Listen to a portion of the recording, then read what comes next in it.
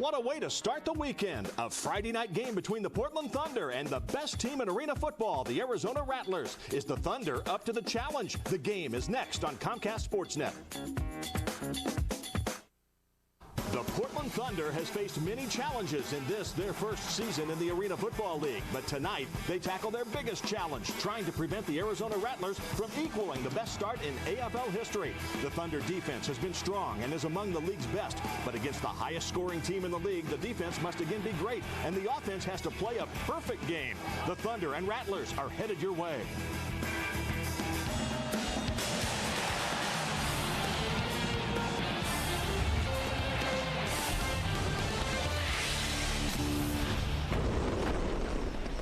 It has been an absolutely beautiful day in the Rose City, and now as we head into the evening hours, it's game time.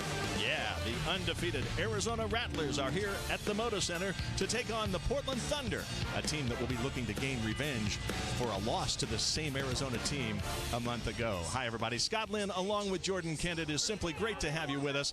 Arizona is ridiculous, okay? They average close to 65 points a game, best in the league. So for the Thunder to win tonight, they're going to have to put some points on the scoreboard. They certainly will, Scott. We know the Thunder defense has been solid all season long.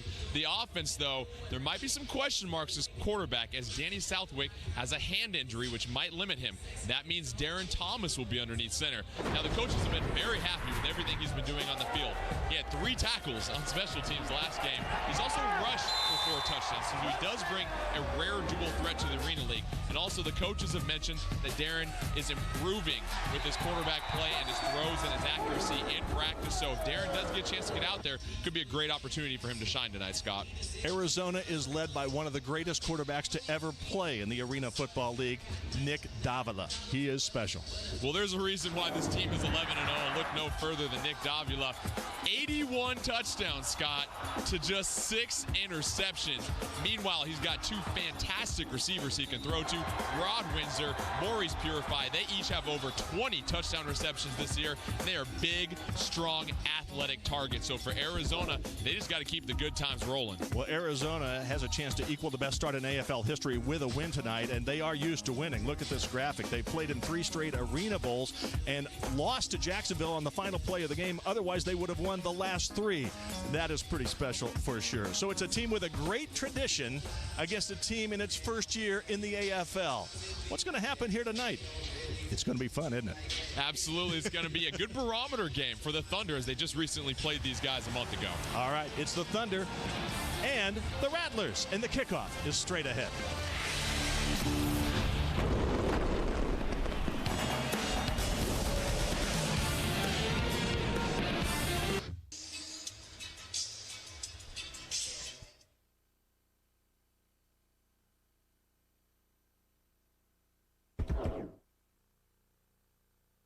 Real quick, before we go out, just remember this. Give me 60 minutes. Give me full effort. Everyone play together as a team. That's all that matters. That's all that matters. Give me full effort, and we'll get this thing. Believe in each other. Believe in each other that they're going to get their job done. You're going to do your job. They're going to do their job. Cause turnovers. Go after the damn ball every single time. I don't care if we miss a tackle. Get the damn ball. That's all I care about.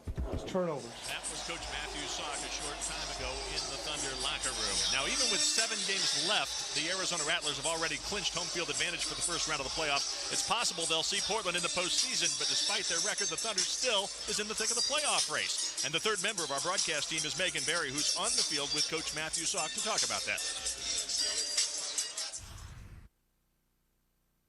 Challenges, but you guys are still in the playoff race. How much does this motivate this team for the remainder of the season, knowing that you're still in the battle?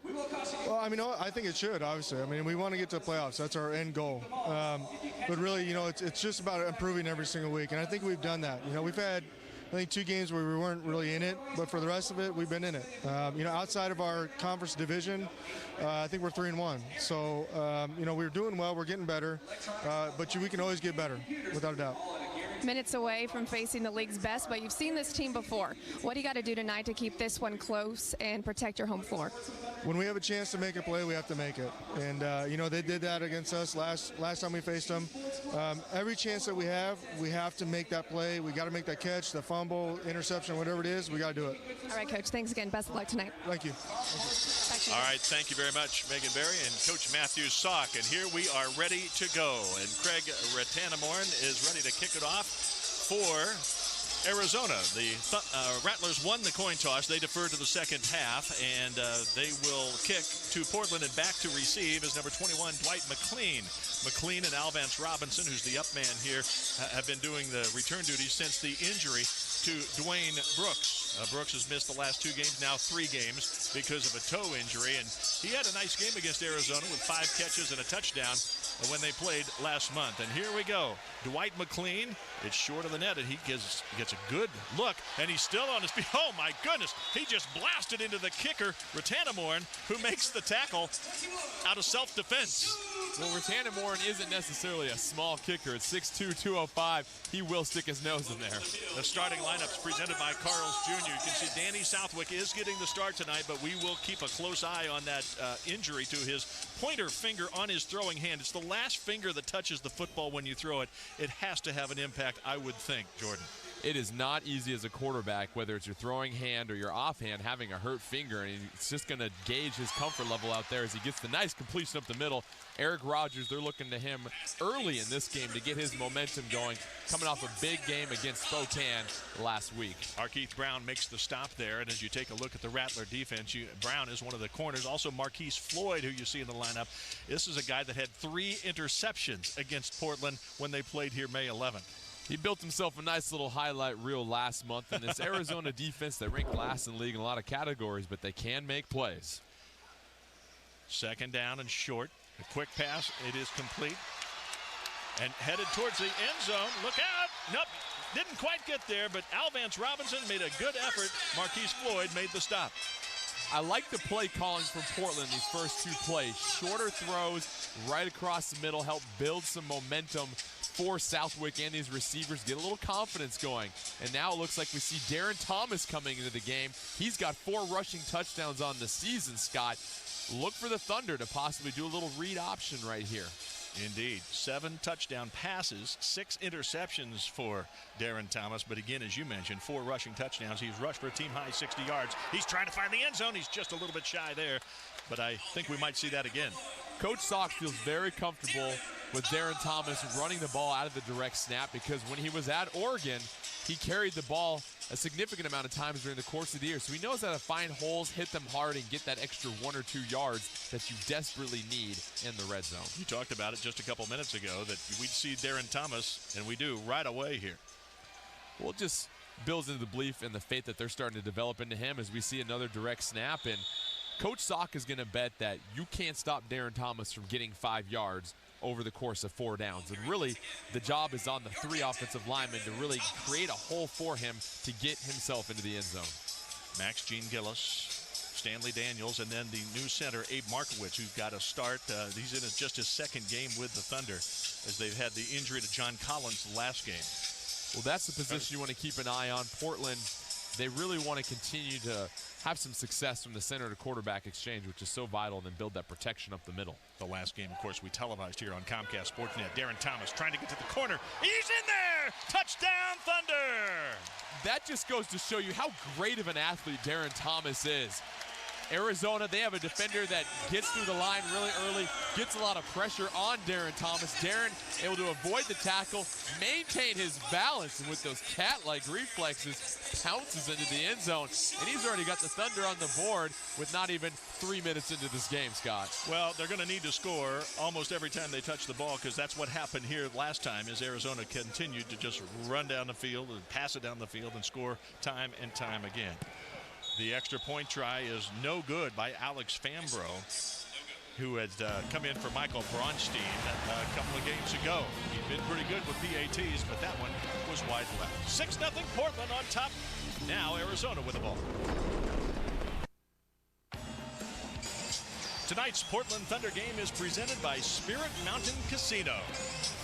Portland on top of Arizona 6-0 thanks to the touchdown dive by Darren Thomas, who's now joined by Megan Berry. We'll get to that in a second after the kickoff. So here we go. Darren's good at eluding defenders and sometimes interviews right there. Yep, there's Nick Miller with the football out of the end zone. And he gets it out to the 10-yard line, and he is tackled by Dwight Mclean. And we'll get Darren's thoughts. He's always really good about getting back to people. He's not camera shy.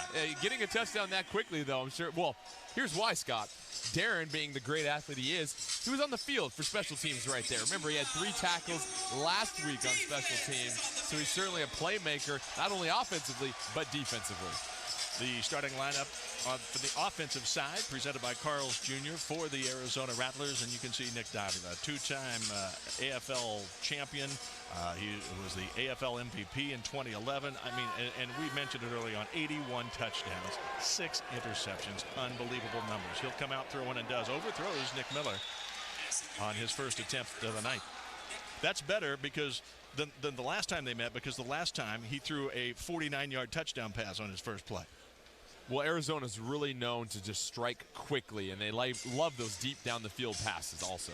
The Thunder defense presented by Carl's Jr., and you can see Bryce Pila. He is Mr. Takeaway. In all but 2 games, he has created a turnover on the opposition. And that's what the Thunder defense is going to be forcing this evening, is forcing the turnover, because they have a better odds of jumping and gambling and trying to get a pick than stopping this Arizona defense in 4 straight downs. There is a penalty on the play. The pass was to Nick Miller, and Varmasoni stopped him short of the first down marker, or very close to it.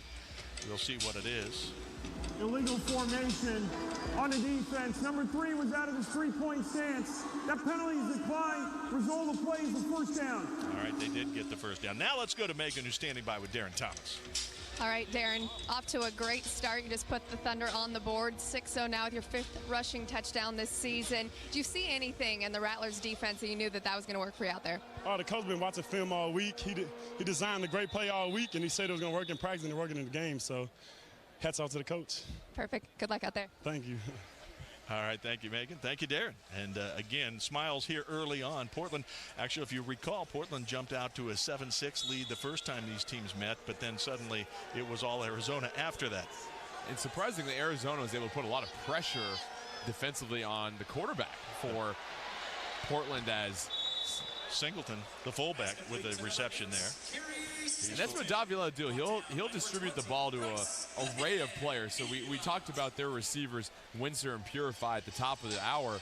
But he will get the ball out to plenty of playmakers, as we've seen Nick Miller already targeted a couple times, and his fullback position. So you have to keep your eyes open on everybody when you're the Thunder defense. Windsor had 4 touchdown catches in the first meeting between these 2 teams.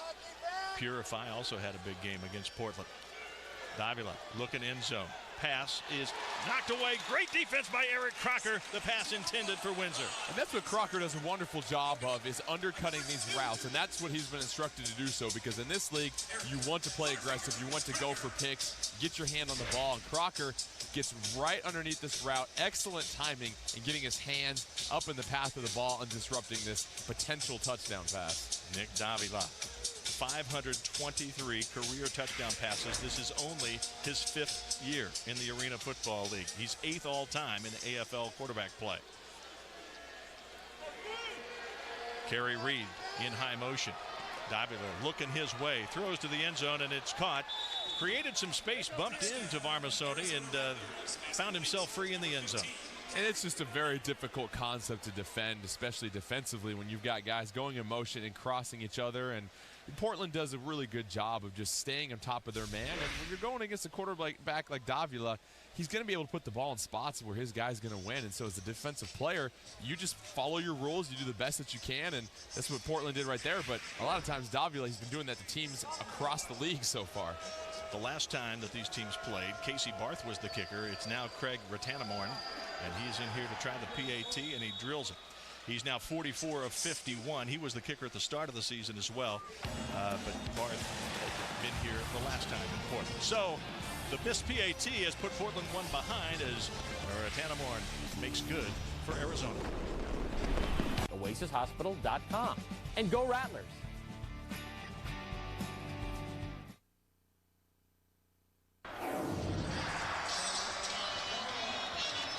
The Portland Thunder would like to thank all of our sponsors for their continued support. To find out how to become a sponsor, visit our webpage at portlandthunder.com or call 503-303-7137. That's 303-7137. 7-6, Arizona leading Portland.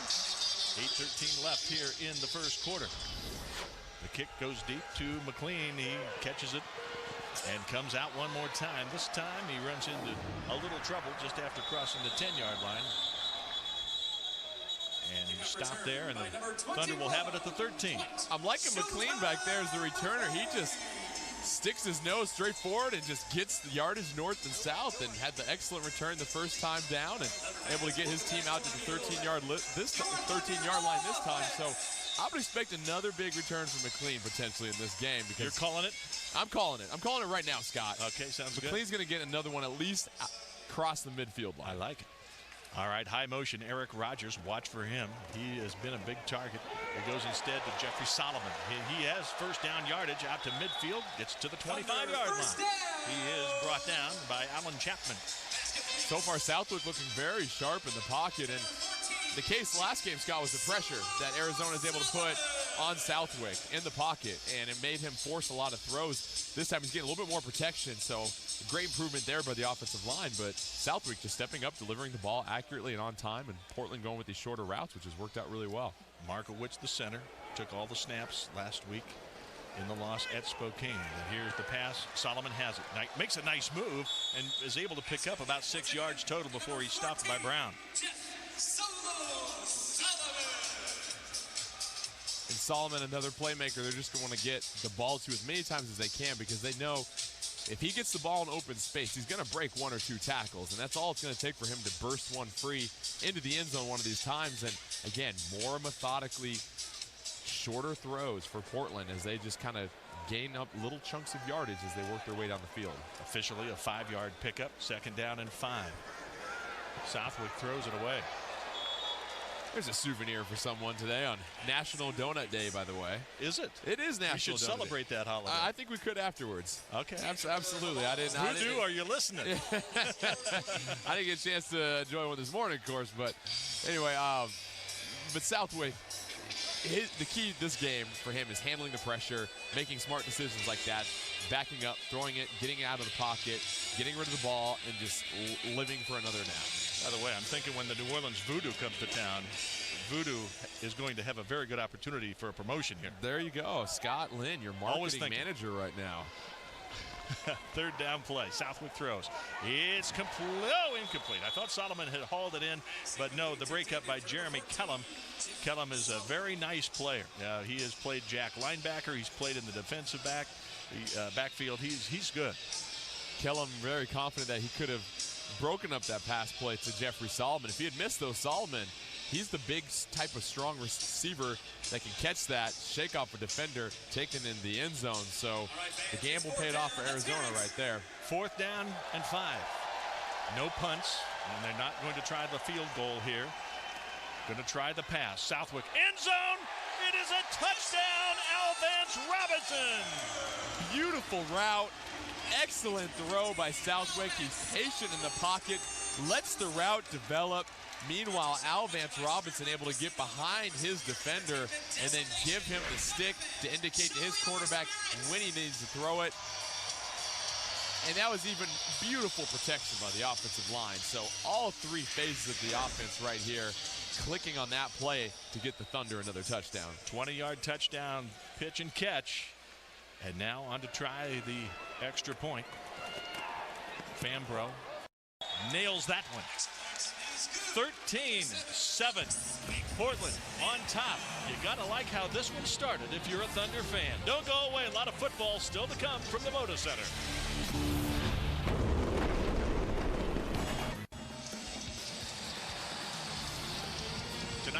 Thunder game is presented by Standard TV and Appliance. And here at the Moda Center, the Thunder leading the Rattlers 13-7. Alvance Robinson with his 5th touchdown catch of the year. Remember, he was acquired from Pittsburgh midseason.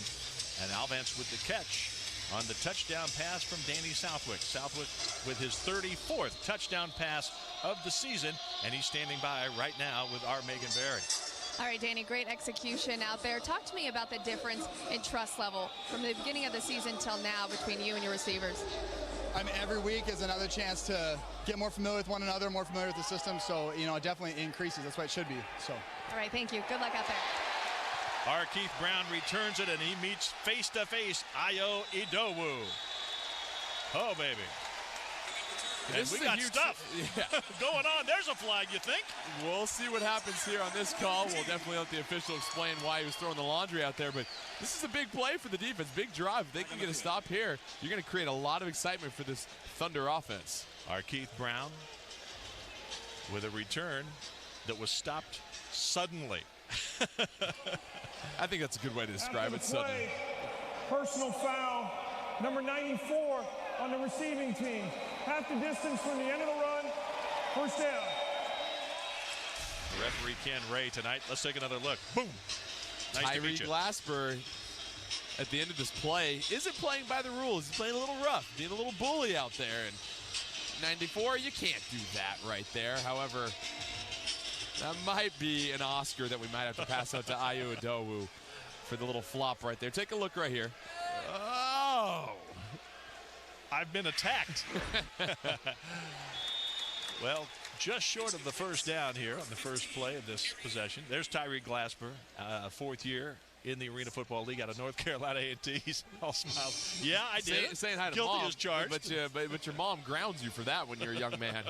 I know Mama's at home watching this saying, I know I raised you better than that. A flag again here. It'll be a first down if it holds. But we'll see what the officials say in just a moment. Alex Singleton brought down by Harold Big Daddy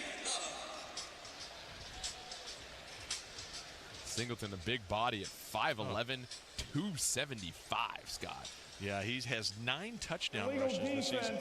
Number 32 on a defense for stacking. That penalty is declined. Result of the play is a first down.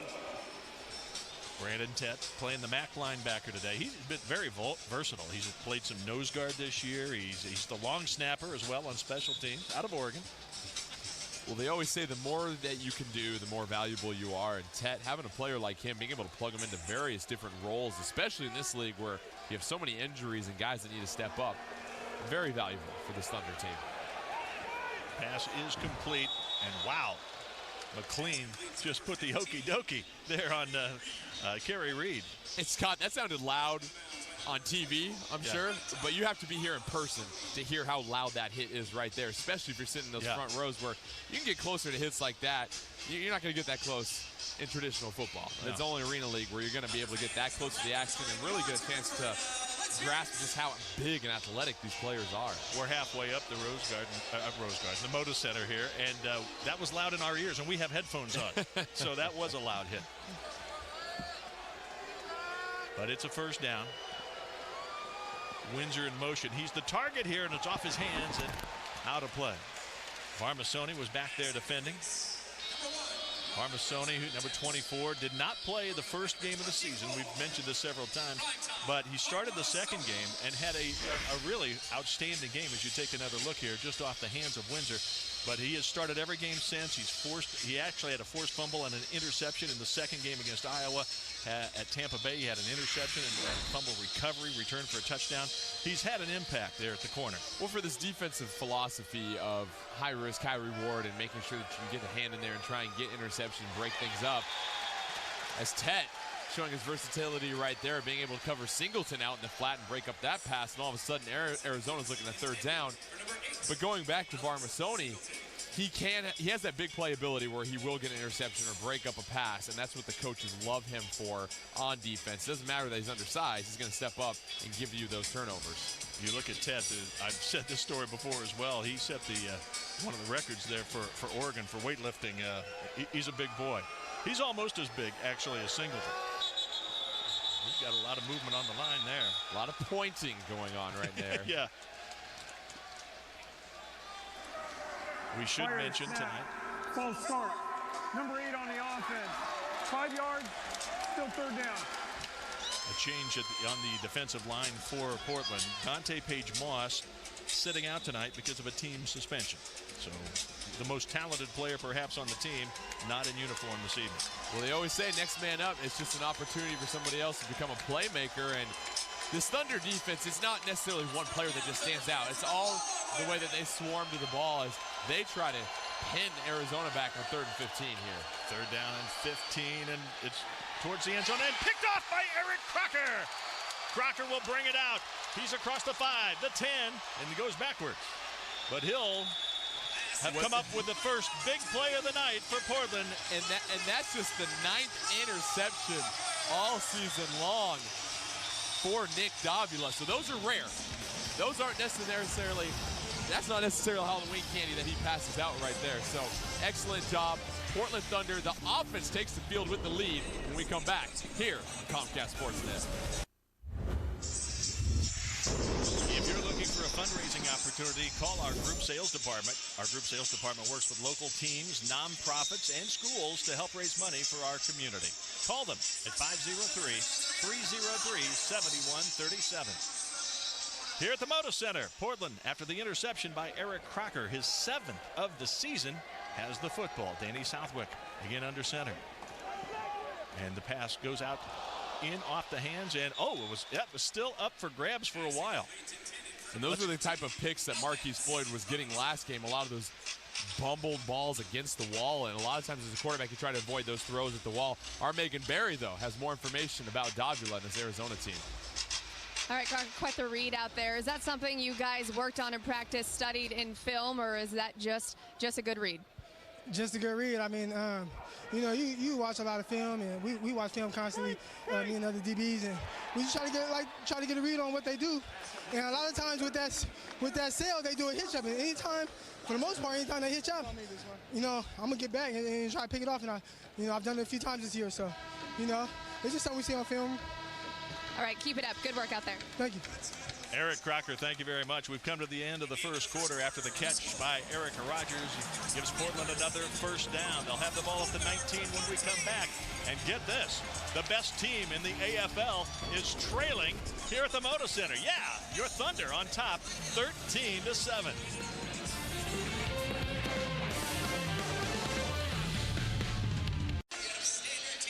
The fans here at the Moda Center are enjoying the action thus far. And yes, the Thunder leads Arizona, 11-0 Arizona, by the score of 13-7 as we start the second quarter. Scott Lynn along with Jordan Kent and Megan Barry. Hope you're enjoying the game thus far.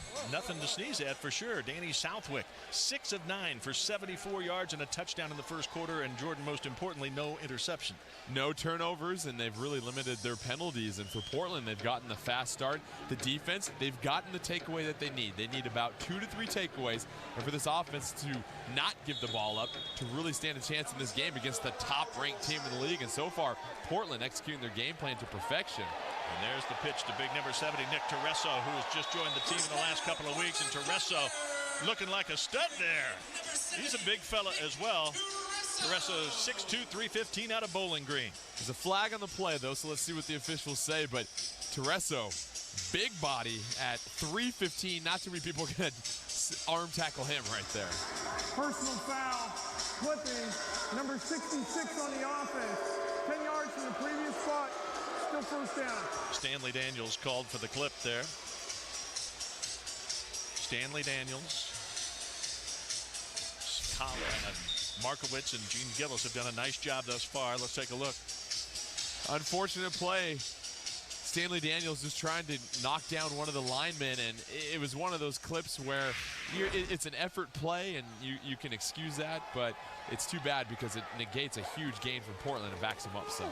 Inside the 10, Southwick throws. It is complete, and a nice catch by Rogers. He's knocked out of bounds by Marquise Floyd. Southwick so far, just so much poise in the pocket, and he's getting much more protection this game also, as the offensive line is just buying him a few more precious extra seconds that allows him to deliver the ball. Oh, man. He got clobbered up, down, and all around there. Hey, but he stayed in there like a champ, took the hit, ran right over to Coach Sock to get the next play, and I'm sure Coach Sock is going to tell him, listen, you got to protect my quarterback after he delivers the ball. We don't have too many of them on our roster, so let's help keep him up right here. Southwick passed for 331 yards and 5 touchdowns in the first meeting between these two teams, but he did throw 3 interceptions. Now, the throw, it is a one-hand catch, and Rodgers is into the end zone. Touchdown, Thunder! Eric Rodgers certainly not shy to give us a highlight every single game as he has the one-handed snag and then runs it into the end zone. And your Portland Thunder, Scott, are up 20-7 at this point. Excuse me, 19-7. You can't assume the PAT. You can't assume the PAT in this league with only the 9-foot wide, but Southwick scrambling, being patient, getting the hand out. Meanwhile, Rodgers keeping his balance. In Portland, this offense has been clicking on all cylinders tonight. 27-yard touchdown pass. And this is going to be challenged by Kevin Guy for Arizona. He believes Rodgers got hit into the side wall before he got into the end zone. So very interesting replay the officials have on their hands. Marquise Floyd, I believe, was the man who pushed him. The ruling that their defender made contact, forcing the receiver into a wall. And we will see about that. Again, it's right below us, and we could not tell, frankly, from our vantage point. But we have access to plenty of camera angles here, Scott. Yes, so I'm sure we'll get a really good look. And it's a smart challenge by Kevin Guy because, as we know in this league, for most teams, typically when you get them in the 5-yard red zone, it's really difficult to score. There's not a whole lot of space to operate. But Portland, they've got the ace up their sleeve in Darren Thomas, who is able to run the ball very effectively. That's how he scored the first touchdown of the game. So whether this gets called back or not, Portland's still in a very good situation. Well, he's very, very close as we watch the replay here. I think this will be our best view. Let's see. Floyd gets the contact. Just try to see if any of that sign right there moves. Right there. I think they're going to have to call this one back, Scott.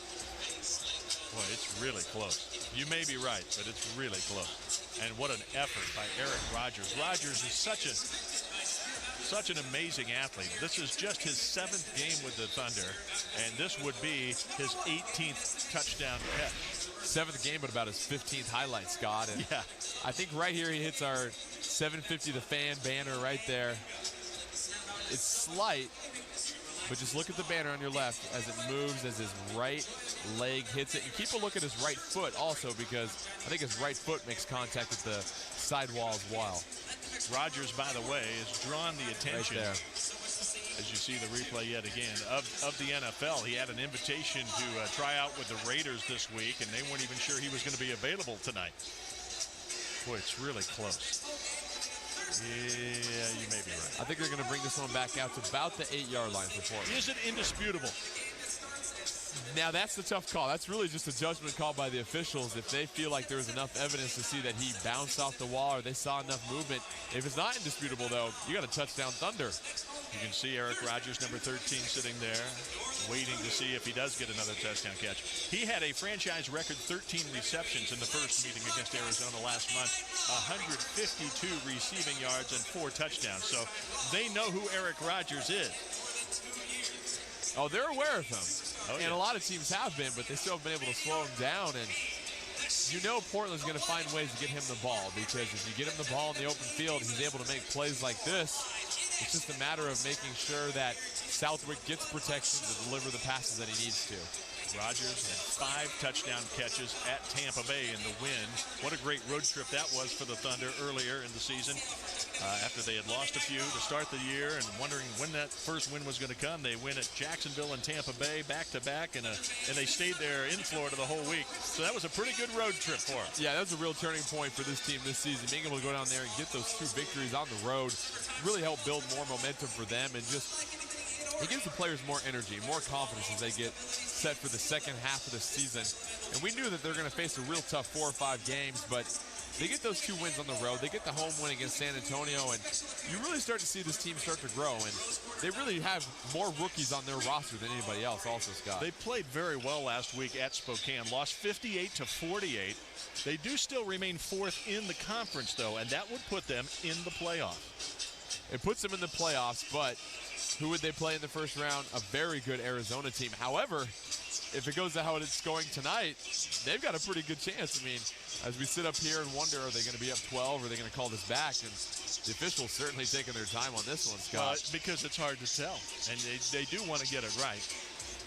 And the interesting thing to me would be where this ball would be spotted. It'd be, is it Darren Thomas territory, where you have the option, or is it still Southwick? It's kind of the gray area. I think for the officials that take this long to look at it, I think they are going to bring this back and figure out, okay, where do we spot this at? Where did he first hit the wall? I think for Darren Thomas, you're looking more so for the 4-yard line, because he's going to hit that first hole. He's going to absorb that first hit, and then he's going to want to try and dive across the end zone at that point. 8 yards is just hard to run. If you're Darren Thomas in this league, you're going to want to probably go with the bigger body if you go from try to do the run from this far out. The receiving core has changed, obviously, since the start of the season. Dwayne Brooks, we mentioned earlier, the great return man, one of the top return men in the league, is out with a toe injury. This is his 3rd straight game that he's missed. Also, Douglas McNeil, who had 7 catches for 112 yards against Arizona the first matchup. He hasn't played since going out with an ankle injury. But you come in and you are so solid with Jamar Howard, Jeffrey Solomon, and Alvance Robinson, in addition to Eric Rogers. You're not hurting there, and I think it's been a tremendous upgrade as the season has gone along. Well, there certainly has been some shuffling at the position, but you're starting to get players getting time, getting reps in with Southwick, and developing that critical timing where they're both on the same page, where they're going to see the same thing on defense. Quarterback knows how the receiver's going to react. The receiver knows where the quarterback's going to deliver the ball. Foot hit out of bounds at the 10-yard line against the sideline barrier.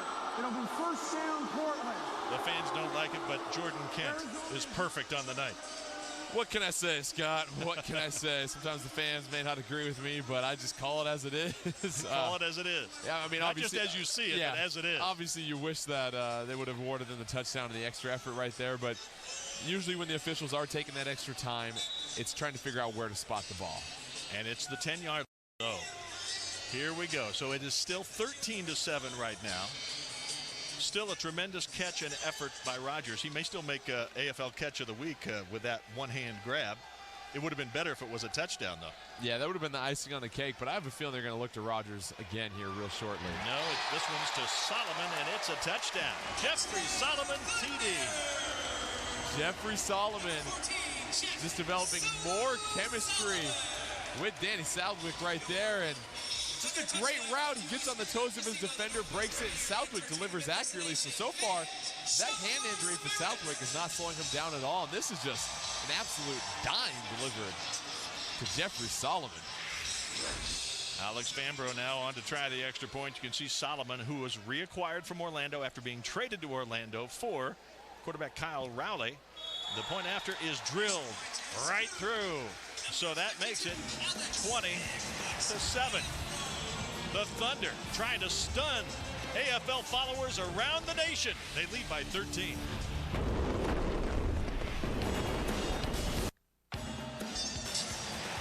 Tonight's Portland Thunder game is presented by Spirit Mountain Casino. And what kind of odds could you have gotten to think that the Thunder would be leading the Arizona Rattlers with 12 and a half minutes left in the first half? Yeah, I don't think a lot of people saw this coming, but this team believed in it. And this team knows that when they play well and execute properly, they can play with anybody, Scott.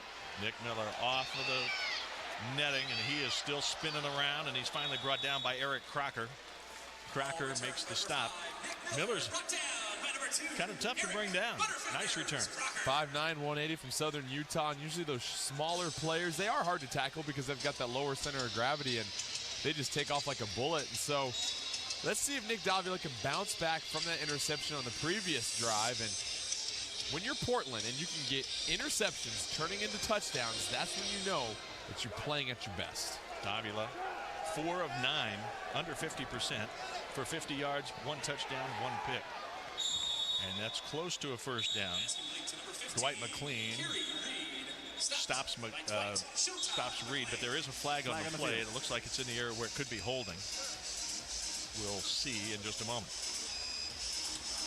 Personal foul, roughing the passer, number 16 on the defense. 10 yards to the end it could be that, which isn't good. Let's go down on the field. Megan Berry is standing by with Jeffrey Solomon. All right, so obviously the quarterbacks, they trust you and they want to find you. Talk to me about that last touchdown and the connection on the field between you and Danny. That's just something that we worked on in practice. A slant go comeback. It's all about time and getting the DB to believe something that's not happening, kind of like an illusion. All right, good luck out there. Thank you. Davila looks to the end zone, and it is complete. Touchdown, Carrie Reed, his 20th touchdown catch of the season. As Davila connects again, his second touchdown pass of the night, 525th of his career. But Carrie Reed has the score. And that's what makes defending Arizona so difficult, because Davila can just hit his man right in between the numbers. And for DB, for Portland, you're in the right position, you're doing what you're told, you're getting great positioning, but it's hard to beat a perfect throw like that. Carrie Reed with his second touchdown catch of the night. So that is actually his 21st touchdown of the season. And now the point after is up, and it is good. 10:56 left here in the first half. It is 20-14. The Thunder still with the advantage, and they'll have the football when we come back.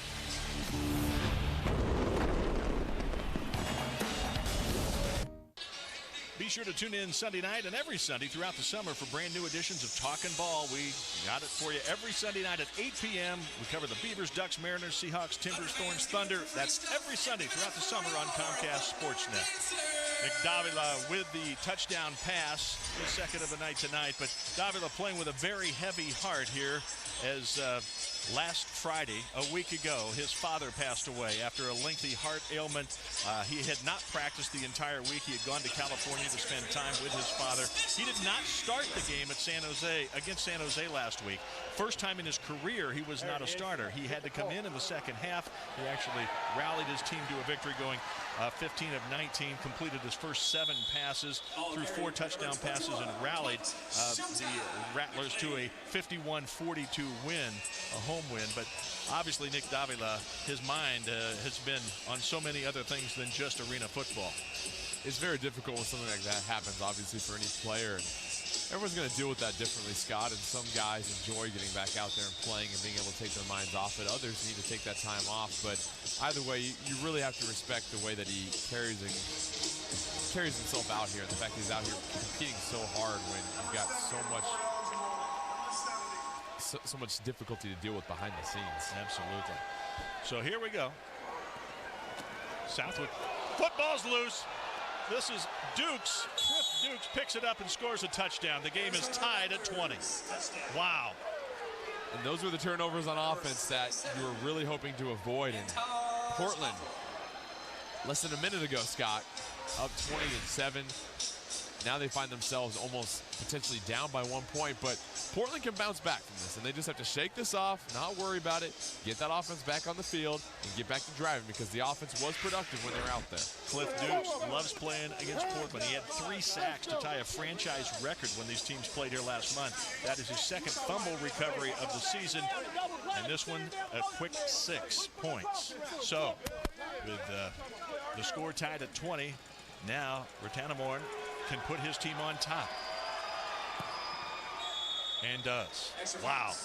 Quick turnaround, as you say, Jordan Kent, and that will now challenge the Thunder to regain some momentum.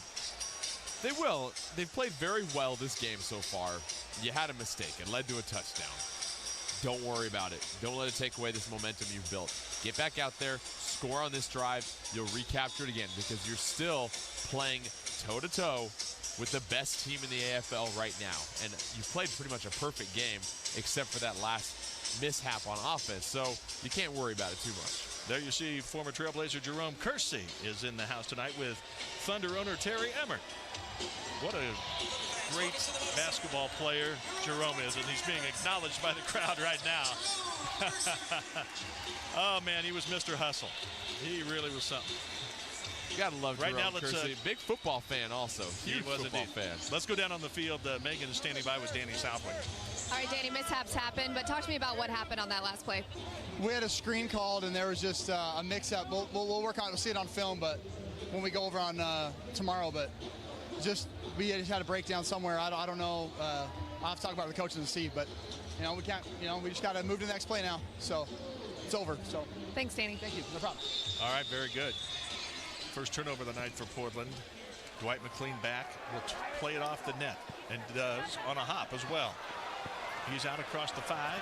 Good return. Boy, you're not kidding. He just is energy behind. He's a big body. Yeah, he is a big body. 6'2", 212. It's not easy to bring him down, and he just keeps those legs churning and keeps plowing through the pile right there, and he's getting positive yardage from Portland every single time on each return. And I'm telling you, Scott, before the end of the night, he's going to take one past midfield. I guarantee you. All right. I'm going to hold you to it. Remember, too, that McLean did spend some time with Arizona earlier in his career. Back in 2012, he was part of the season. He spent with the Rattlers. He also played with San Antonio then. He's in his 4th AFL season, and he's done a nice job in the defensive backfield, too. So now Southwick. Throwing deep, wide open, touchdown, Alvance Robinson. You could not have prescribed anything better for Portland after that last mishap than that right there, as Danny Southwick continues to show so much more patience in the pocket this time around.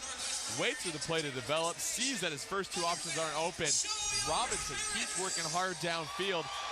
As we take a closer look, he sees Robinson. Southwick sets his feet and puts the ball in a perfect spot for Robinson. And just like that, Portland back on top. 36-yard touchdown. Second touchdown catch of the night for Robinson, and now the point after is off the net. Wow. In a game like this, where you're trying to beat the best team in the league, you got to make good on the PATs. And I will say that Fanbro has been good to this point. Came into the game making 93% of his point after tries. He was 7 of 7 in his first game against San Antonio, 6 of 7 last week at Spokane. But tonight, ouch. Well, he really kicks with the inside of his foot. A lot of these kickers are going to be shoelace kickers, as they usually say. And when you're kicking with the inside of your foot like that, you get a more, consistent. The mechanics are a little bit more consistent. However, if that foot angle's off just a little bit like he had right there, it causes you to just hook the ball real quickly, and that's what happened. I think he just mishit it, as they would say in golf, or like how I do in every shot when I'm golfing, Scott. Been there. So now the Thunder will kick. Remember, it will be, again, as always in arena football, it's a running clock in the first half and the second half, except for the final minute of each half. Then the clock does stop when the ball goes out of bounds or an incomplete pass. The last minute of every half, always very, very exciting in arena football. There's Bryce Pila, special teams player. He's Mr., as I say, Mr. Takeaway. He's a Swiss Army knife on the team. Yeah, there you go. He does it all. And he does it all for him. Would be nice to get a strip about right here, wouldn't it? Well, instead, how about that? Fanbro can't make it from 20 yards, but he can do it from the other end of the field. It just happens sometimes. And they'll live with touchbacks because Arizona, they're dangerous in the return game as well, and it puts your defense in a good position where they're not giving up too much field position. Arizona scoring pretty quickly last drive, so let's see if this Thunder defense can slow them down, buy the offense a little bit more time to rest, and try to, you just want to disrupt Arizona. You don't want them to get in a groove, because once they get into their rhythm, they're so difficult to stop, Scott. Danny Southwick, by the way, 10 of 13, 150 yards and 3 touchdowns tonight. Very nice. Nabila throws, incomplete. The pass intended for Tyson Poots. Poots was not on the trip when they played here in Portland last month. He had a soft tissue injury and did not play at Jacksonville. Didn't play in Portland the next game, but he is back here tonight, number 12, out of Southern Utah. He's his 3rd year in the Arena Football League. He's a guy who had made some plays. He had 12 touchdown catches and had a touchdown catch in 11 straight games until he was forced out to the sidelines by injury. They're trying to find out who's the eligible receiver here on the line. Which is important because it dictates how the Thunder defense can line up. Nabila throws. It's up for grabs. It's still around. Oh, my goodness. Unbelievable. Carrie Reed comes down with it after all of that. Heads up play by Reed, and that's one of the rare situations where the ball bouncing off the wall benefits the offense. However, the Thunder are trying to say it hit that black second tier panel, and if it does, then that's a dead ball. Let's take a look. The fan touched it. The fan touched it. And the red flag challenge is thrown by Portland's coaching staff. It was interesting. If that guy didn't have T-Rex arms, he might have just had himself a souvenir right there. William Mulder, the defensive coordinator, was looking at the big screen, and he saw what had happened. And by the time he turned around to say, Coach, throw the flag. If his arms were longer than that of a 10-year-old boy, he would have had it. Oh, man, you're brutal. Oh, he's going to get home and watch the game on DVR and go, hey, Jordan Kent. We love you for that play right there. Yes, Listen, we do. I said lengthwise. The good thing is his arms aren't like mine where they're freakishly long and you can't find shirts to buy. At least he's got some arms that work. But, you know, you're here, you get the ball, you get a souvenir, of course you're going to go after it. We've seen that in baseball, Scott. I think there was a famous play between the Orioles and the Yankees way back in the 90s where the home run was robbed by the little kid sticking his glove down. And it's just part of the arena football madness that we all enjoy. Well, you like fan involvement here at the Moda Center, and you really like it on that play. That really, really helps out Portland because let's see what the explanation is. It's a completed catch.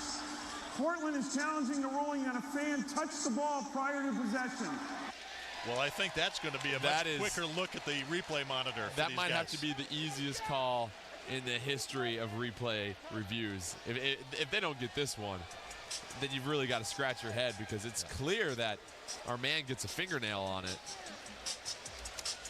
If you're Portland, that puts Arizona on third down. So this is huge because if for some reason this play is upheld and they get the reception, they're looking at first down at midfield and they're within striking distance. Now they're showing the replay again on the big screen here, and I will say in the fans' defense that there's two big football players that are banging against the boards there. I'm not sure I want to put my hand out there in the middle of all that.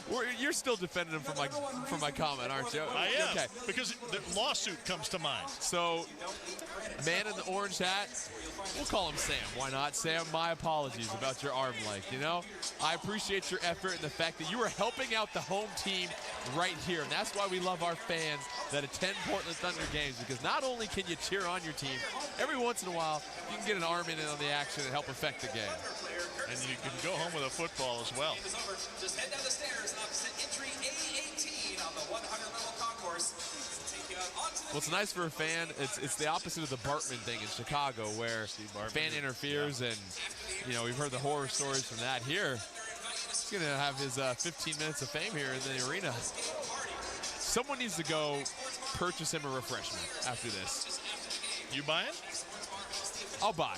Tell you what, if he comes up here to make up for my 10-year-old boy arm length comment, I will buy him a refreshment. I wouldn't bring that up again if I were you. I just wouldn't. I kind of let it go. All right, Terry Emmert talking to head coach Matthew Sock. Sock, by the way, has spent some time, actually played for Kevin Guy, the coach of the Arizona Rattlers back in 2008. I've got to think that this play will be overruled. It's not taking nearly as long this time, and it would seem to be more obvious. Here's the call from Ken Ray. After further review, the fan did in fact touch the ball before the receiver possessed it. By rule, the play will be replayed. It's still second down. The clock will start on my wind. So it's like kind of fan interference. It's what we used to say when we were little kids playing football and a car was coming down the road and you were throwing it. This is a redo right here. Redo, and he gets a hand on it, as you can see from the arena monitor. By the way, we just got to look at him. Somebody, I think, has called him who's watching the game, and he's probably going to text you real soon. Well, we're having some fun here at the Moda Center, and why not? Portland is leading Arizona. Carrie Reed, he is a great athlete, and he gets the first down across the 15 before he's forced out by Harold Love III. Love out of Portland, went to Roosevelt High School, joined the team not too long ago. He did not play against Arizona, obviously. He was added to the roster just prior to San Antonio a couple of weeks ago, but big number 99, Harold Love, has had an impact at the nose guard spot for Portland. We got to be able to get a push up there and not allow Arizona to establish the depth of the pocket. And that's what you want your nose guard to do. Nabila to Poots, and he is tripped up and down at the 15. Barmasoni got enough of him to bring him down, but big gainer for Arizona, and here comes the Rattlers one more time. This is where the field starts to shorten up, and you got to get some pressure on the quarterback so he doesn't have that nice timing with his receivers. You got to protect the corners of the end zone. That's where Arizona really likes to attack. They also really love the slant and crossing plays right at about goal line length. So if I'm Portland, I get aggressive with my man defense and get ready to get my hands on a defender here. There's a flag on the play as Reed hauls in what will be a touchdown, unless that is a penalty against Arizona. The officials will talk about it, and we will see momentarily. But this would put Arizona back on top. Number 32 for an outside rush. That penalty is declined. Result of the play is a touchdown. Brandon Tett called for being outside the box. The MAC linebacker, remember, can rush the quarterback straight on. Meanwhile, Carrie Reed is having himself a sensational game. 3 touchdowns already, and he was key on that drive with the long run after the pitch, and then of course the touchdown catch right there. So Arizona doing what they do, and that's just being consistent and able to move the ball down the field regardless of incompletions or fan interference. And the point after is good this time. So it's 28-26. Arizona back on top in a seesaw game. A fun night on a Friday at the Moda Center. Don't go away. That's right, volunteer to drive a veteran. Soccer City PDX is an all-new show dedicated to the Portland Timbers and the Thorns. Get to know more about the teams, the players, the fans. Hey, we're all part of Soccer City PDX. Next episode Monday, June 30th at 7 p.m. right here on Comcast Sportsnet. You getting excited for the World Cup here, Scott? I'm sorry, you getting excited for the World Cup here? I am. Do you have a country other than the USA that's not as much. Really? No other country? No? Yeah. It's the world getting together playing the most popular sport in the world. I understand. And you're going to bah humbug at that. No, I think 0-0 is a lot of fun sometimes. But no, I do actually follow it when it's going on. It's a lot. It is. Everybody in the world does follow that for sure. McLean off the net. Across the 5, gets to about the 7, and he is forced out by Nick Miller.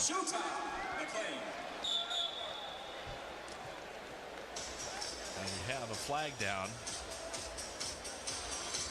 back in the area where the team kicked off. Do we have an offside perhaps? I'm not sure. We'll let the refs explain right here. Usually don't see too many flags on kickoffs. Number 19 on a kicking team. It'll be 10 yards from the end of the run. First down.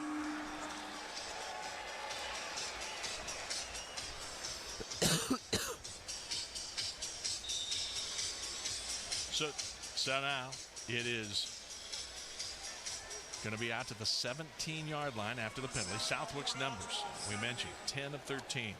3 touchdowns, no interceptions. Portland does have the turnover on the missed snap. To Solomon. Can he catch it? No. And a flag. Looks like a defensive penalty here. And that's good news for the Thunder. Sometimes if you don't catch it, the next best thing is drawing a flag right here. We'll see what the officials come up with if this is PI, though. Number 11 on the defense. 10 yards from the previous spot. Automatic first down. Keith Brown, the guilty party, third-year man out of Texas A&M. He was just kind of in the way there. Usually when they see you kind of face guarding like that and getting a hand in the chest of the receiver, they're going to throw the flag. Brown has 5 interceptions this year. Marquise Floyd leads the team with 6. He is 7th in the AFL with that. Southwick. Throw incomplete. He was under pressure and actually went down as soon as he got the ball away. He had to get rid of that one a little bit early. He had Alvance Robinson open, but Southwick, when you've got a 315-pound guy coming towards you, you got to get rid of the ball, not eat the sack. So good decision by him, and just get a little bit more protection next time. They'll be able to complete that. But you love the way that Alvance Robinson is able to get open in this game so far. He's doing a wonderful job in motion, getting on the toes of the defender, creating a two-way go, and getting separation. Portland has allowed 33 sacks on the season coming into the game, but remember 11 of those came against the LA Kiss, and that is incomplete. Robinson had it on his hands and couldn't make the catch.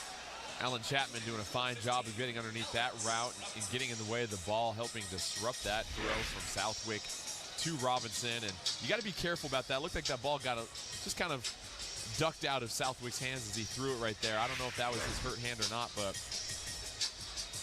if you're just Southwick showing a lot of composure tonight. Yeah, Southwick has the hand injury, suffered an injury to his pointing finger on his throwing hand last week, and he was, I don't want to say questionable, but he's performed, I think, much better than we thought he might tonight. He really has, and his quarterbacks will tell you that index finger is what really kind of controls and dictates the spin and that nice tight spiral of the ball. And when that's hurt, it's going to be tough to deliver that consistently, which happened on that penultimate throw that we just saw recently. And so Portland now looking at 4th down and 10. We've seen them convert on 4th down earlier with a touchdown. So Southwick going to have to really show some composure on this play, but the offensive line really needing to protect right now. Portland came into the game just 33% for the season on 4th down plays. They'd love to get one here. Pass, heads out. It is complete.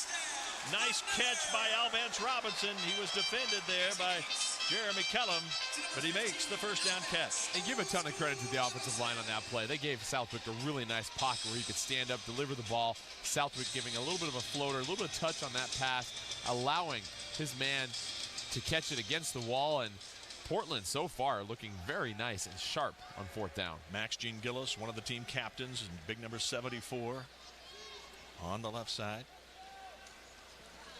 And there is a pass complete once again to Alvance Robinson. I should say on the right side. Gene Gillis on that play. 2nd down play coming up. Portland trying to answer and regain the lead before halftime. But again, a reminder, the clock stops in that final minute on just about everything. And so that lasts an eternity. That is a long minute at the end indeed, for sure. So for Portland, I think last play they just wanted to chew up a little bit of yards. This is more so in their strike zone where they can get a fast developing play. And up for grabs as the ball batted at the line of scrimmage. Incomplete. As your coach, you always hold your breath.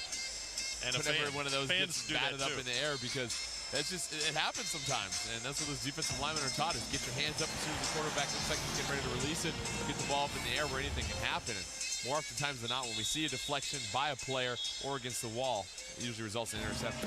All right, we've come to the 1-minute warning, so we'll step aside and come back. Portland will have the football and a chance to take the lead. 28-26, the Rattlers lead the Thunder.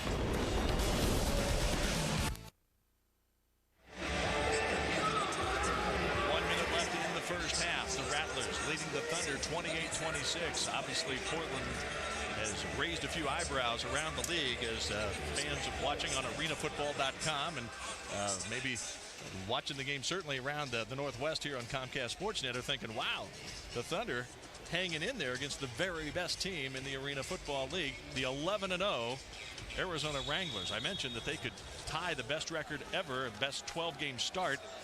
The 2002 SaberCats started 12-0. That's what's at stake here tonight for Arizona. Southwick might run to the end zone, and he is just shy. It'll be 4th down and goal at the 1. He'll get first down. First down you're for right. Southwick, though. So even though he was short of the end zone, he might have to take a little lesson from Darren Thomas on how to kind of deliver the hit right there. But good for him for stepping up and running in the pocket, being courageous right there. And it should be first down. So far, Kevin Guy is having a little conversation with, there's the first down signal that we love right there. And exactly. So Carrie Reed, by the way, was the guy that prevented the touchdown. He plays both ways. He's a receiver, and he's had 3 catches tonight. He also comes up with a touchdown-saving hit right there. And Darren Thomas is back into the game for the Thunder, so I think we'll expect to see a run here, Scott. He has 1 rushing touchdown tonight. It put Portland on top early, 6-0. He could put them back on top now if he can find the end zone, and he is short, and the ball is loose, and let's see. They say the ball is down. They're saying he's down. They're saying it's down. Keith Brown caught Darren Thomas as he tried to go around for the touch. And those are difficult plays right there because the receivers have to. To the half, 30 seconds in length. You never want to interrupt the officials. They get pretty mad at you when you do that. But go right ahead. Either way, the receivers really have to hold their blocks on the outside, and they really have to prevent those secondary players from shooting the gap. And if they shoot the gap, especially on a play that Darren Thomas is trying to go so far laterally, it makes it really tough for him. And so the receivers have to be very strong with their blocks on the perimeter. And so it'll be interesting to see if they go for the run here or if they try to go for a little misdirection, because if you're Arizona, he runs it every time. So you know what you need to be ready for. Also, they wouldn't mind using a little clock. Thomas throws ball up in the air. Oh my goodness, incomplete.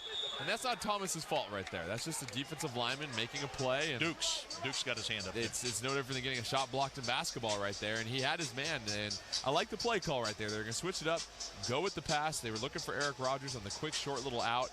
I think if you're Coach Sock, though, you have to go for a run at this point. I think you go weak side with the run. You stack up everybody on the right-hand side here. Let Thomas just punch in the left here real quick, because they're not loading up on that side at all. So it's 3rd and goal. 39.5 seconds left. Thomas finds the end zone. Portland's back on top. I don't want to say I called it, but I'm going to say I called it right there. Thomas, more familiar right there, because that was a shotgun snap right there, Scott. Usually he was taking everything underneath center, but he takes the shotgun, direct snap. They go weak side to the short end of the field. They had more players than Arizona, and Thomas, this is just so comfortable for him. He did this so many times at Oregon, it wasn't even funny. And Thomas has such a knack getting his 6th rushing touchdown of the season so far in Portland with the 4-point lead over the Rattlers. Fambro kicks the point after through the uprights. And with that, Portland is up 33-28 with 36.8 seconds left in the first half. Now that is an eternity in arena football. So don't go anywhere. Nick Nabila has scored in far less time than 36 seconds. Now it's time for the D to buckle down and force Arizona to chew up a lot of clock on this drive. If you're Coach Sock, you don't even want to think about 2 for 1. Let your defense go out there. Maybe try to create another turnover. Maybe try to get a 4 and out. It's become a seesaw game after Portland led early. The Thunder led 13-7 after 1, had a 13-point lead, 20-7 after the Jeffrey Solomon catch. But then back-to-back strikes, the second on a turnover by Portland. Megan Berry standing by with Darren Thomas, the man of the hour right now. All right, Darren, those rushing touchdowns are starting to look like clockwork from you. We've seen that before your time at Oregon. Talk to us about your last play. Coach he just said I can be a good key factor in the red zone, and he's using me. I'm happy to be used. And they're doing that tonight. Keep it up. Thank you. It is good to be used, and it's his 6th rushing touchdown of the season. He was playing almost exclusively on special teams and just trying to find any way to be on the field. I certainly understand what he's saying. Now Nick Miller takes it short of the goal line, and he is stopped inside the 10. Bryce Pila came up and made the stop. Number 20 out of Western Oregon. And Darren Thomas was not on special teams that play. You certainly deserve a rest after 2 rushing touchdowns this game. But going back to that play, it's just a matter of getting Darren Thomas in positions he's familiar with. And at Oregon, he was always taking a shotgun snap, looking at the defense, seeing what they gave him, making that read option on the direct snap like that when you got all that space on the left-hand side. That's easy pickings for him. And if you're Portland, you've got an asset that not a lot of other teams have in this league. Hey, remember Mr. Windsor? Nick Davila did. Found him right there. I believe that's his first catch of the night. Varmasoni makes the stop, but after a big game. Windsor has been relatively quiet tonight except for that completion, and you start to see where Arizona is kind of getting into the rhythm offensively, and it's bound to happen. This is a team that averages, it's got over 60 points a game, and so far this defense is keeping them below that total. Now, they've got 28.2 seconds, which, as we mentioned, is a lot of time in arena football. So let's see if they can try to buckle down here in the short part of the field. Pitch to Carrie Reed, and he is brought down. Nice play right there by McLean. Dwight Mclean grabbed an ankle and held on for dear life. We've seen McLean obviously doing a nice job returning the ball, but as a DB, being able to get your nose up in there on any kind of running or pitch play and make a tackle, that's what professional scouts love. And as a coach, you love to see your DBs not afraid to go in there and hit and stick their nose in on somebody. You mentioned Arizona averaging over 60 a game. They lead the league at 64.9 points per game.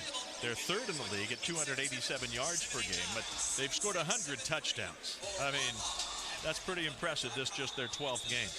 And Davila obviously is a big part of that. first game against Portland, you might remember Nabila threw for 221 yards, 8 touchdown passes, and only 7 incompletions in the whole game. 8 TD passes, 7 incompletions. That's how precise he was the first meeting. That's not a stat you see too often, but Portland just buckling down, and this clock's starting to get chewed up here as Arizona's going to find themselves with only 2 more timeouts left, about 13, 14 seconds left on the clock. That actually is their last timeout. I know the scoreboard up above us still shows 2 timeouts left for Arizona, but that is their third one taken here in the half. So they're out of timeouts now, I believe.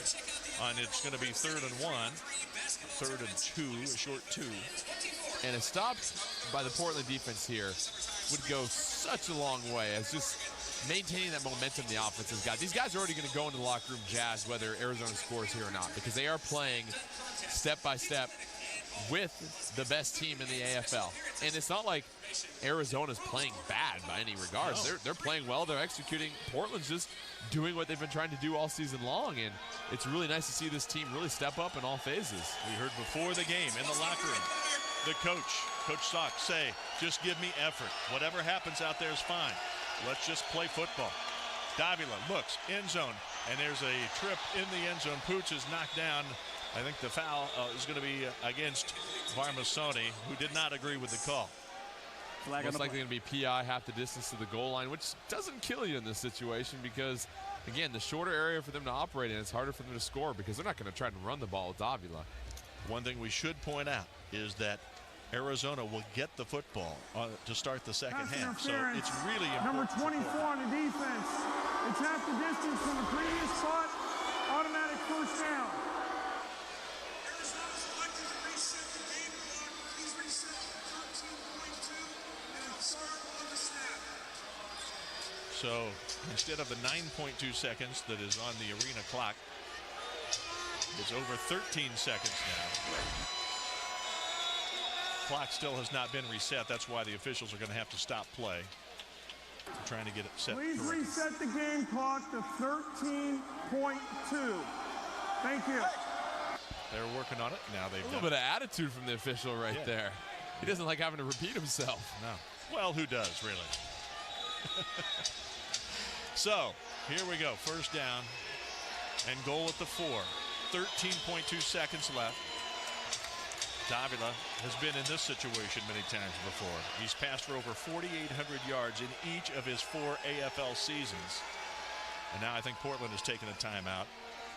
Davila is such a special player. We talked about it at the outset, Jordan, that, I mean, he's had 4 300-yard passing games this season, tied for the league lead in that department, but he's thrown for over 100 touchdowns in all 4 of his seasons, as well as the 4,800 yards in all 4 seasons. No other quarterback has ever done that combination. He's doing things that nobody really does on a regular basis. Video game, and it really is. It's remarkable to watch, and you know, you scratch your head sometimes and wonder why isn't this guy gotten a look from an NFL team, because we've heard about the stories of guys like Kurt Warner getting a chance in the NFL, and Davila is putting numbers up higher than he is right now, it sounds like. And hopefully he might get a look someday, or maybe for him, some guys just enjoy this level. They enjoy all the time they get to play, because for a lot of these players, usually they don't become starters at that NFL level. They're going to just get onto a roster and not play a ton. So either way, Davila certainly making the most of his time here in Arizona. He is a joy to watch. Well, here we go. The crowd is really loud here at the Moda Center. I can barely hear myself. Davila throws, end zone. Varmasoni with the breakup. Sony doing such a nice job of getting underneath the routes, and that's what we saw earlier in the first quarter when he had a pass breakup, is being able to hang on the back hip. However, there is a flag on the play. Let's see what the officials have to say on this one. Eric Crocker is very upset, by the way, and I don't know if they're going to call a hold for him in the end zone or something. The official will sort it out. There's still 10.1 seconds on the game clock. Sony did a great job. Now, I think, right? The only thing I think they could fault him for, we'll get the explanation here. Holding. Number 21 on the defense. Half the distance. Automatic first down. Please reset the game clock to 13.2 seconds. All right. 13.2. The penalties have hurt Portland this season. They have a huge number. They're last in the league in the penalty department. those are situations where penalties certainly do hurt you, and you wish Portland would sometimes get the benefit of the doubt like some of the more experienced teams, but it's all learning experience for a lot of these teams. As we mentioned, no team in the league has nearly as many rookies as Portland has. Now they put 13.2 back up on the game clock. Which is correct. I think it was before the snap. It was a hold. Gotcha. And then Portland taking another timeout, just kind of get a look from anytime. Trying to get a look from Arizona, set their defense to it. This is very similar to the last couple of plays that you see in a basketball game, where a team goes out there on offense, the defense tries to see how they're set, they call a timeout, get their defense set. It's a little bit of a chess match that they have going on right here. Well, Crocker's still very upset. He's talking to the official because he's the captain, and he can do so. But he is not happy with the call on McLean. Well, it is frustrating as a defensive player because you're taught to play aggressive, and it's going to be a physical game. There are going to be plays that, sure, they could throw flags on, but you just got to let the players play, especially when you get into the red zone, at the end of quarters, and the end of halves. A lot of players oftentimes complain that the officials are taking too much control of the game at that point because these players are taught to play through contact, through holding, and usually you want to see the tougher guy, more physical guy win out, not let the official bail him out sometimes. Windsor in high motion. And it is incomplete, maybe intercepted. Oh, no! That ball was nearly picked off. So we saw earlier where fan interference helped Portland. In this situation, I think it might have really hurt the Thunder right here because I think this ball would have rested right up on the wall for easy pickings. Let's take a look. It's very close. It might have hit the back wall. It might have hit the back wall. Might have hit the back wall, but our boy Bryce Pila was right there. We know that he's always very opportunistic. It might have hit that higher pad, but I don't know. I don't know right there. It's very close. You can't blame the fans. Nope. You really can't. It's instinct. And you're encouraged to go for it. Nabila throws, touchdown. And it's to Alex Singleton. It is his second touchdown reception of the season. He has 9 rushing. But the fullback with the touchdown catch there. Ouch. We do mention it's hard for offenses to score in the red zone, but eventually you're going to get in there with 4 plays and only 3 yards that you have to get. And if you commit penalties and give them too many chances, eventually a good team's going to punch it in like Arizona. Bertanamorn comes in to try the point after and give his team a 2-point lead. It's 34-33.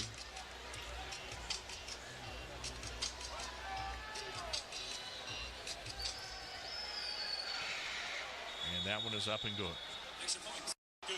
On a night where point afters could be an issue, that one was good, and it's 35-33. Hey, it's not too late to get your tickets to see the Thunder here at the Moda Center. You call 503-303-7137 for more information. There are 3 home games still to go after tonight, including games against division rival Spokane and the LA Kiss, the team the Thunder is fighting for the last playoff spot in the National Conference. Affordable ticket packages are available. Go to portlandthunder.com or call 503-303-7137 for more information. And one of the things is, early in the season, this team was so raw, so many rookies on the first week or two. They now have some experienced players, and they are getting better. And you can see tonight they're giving the best team in the league everything it can handle.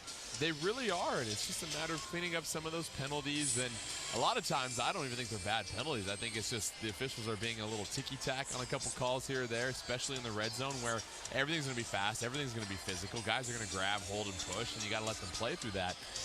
But it is impressive to see how much this Portland team has improved. And we talked at the top of the show how this could be a barometer for Portland based upon their game against Arizona last month. And so far, Portland in every facet, much improved, much more focused, and just their execution is great all across the board.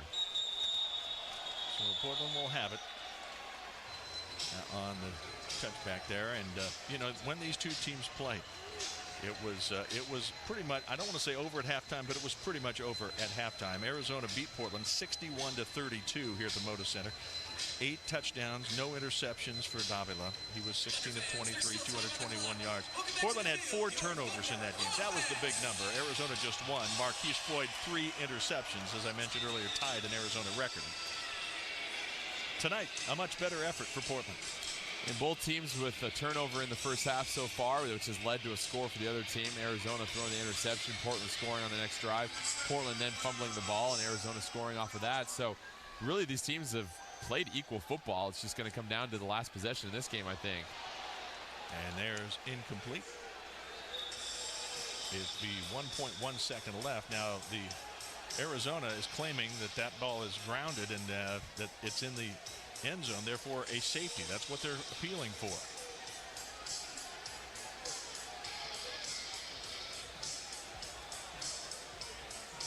And it could be that there is no foul for intentional grounding. The tight end was in the area.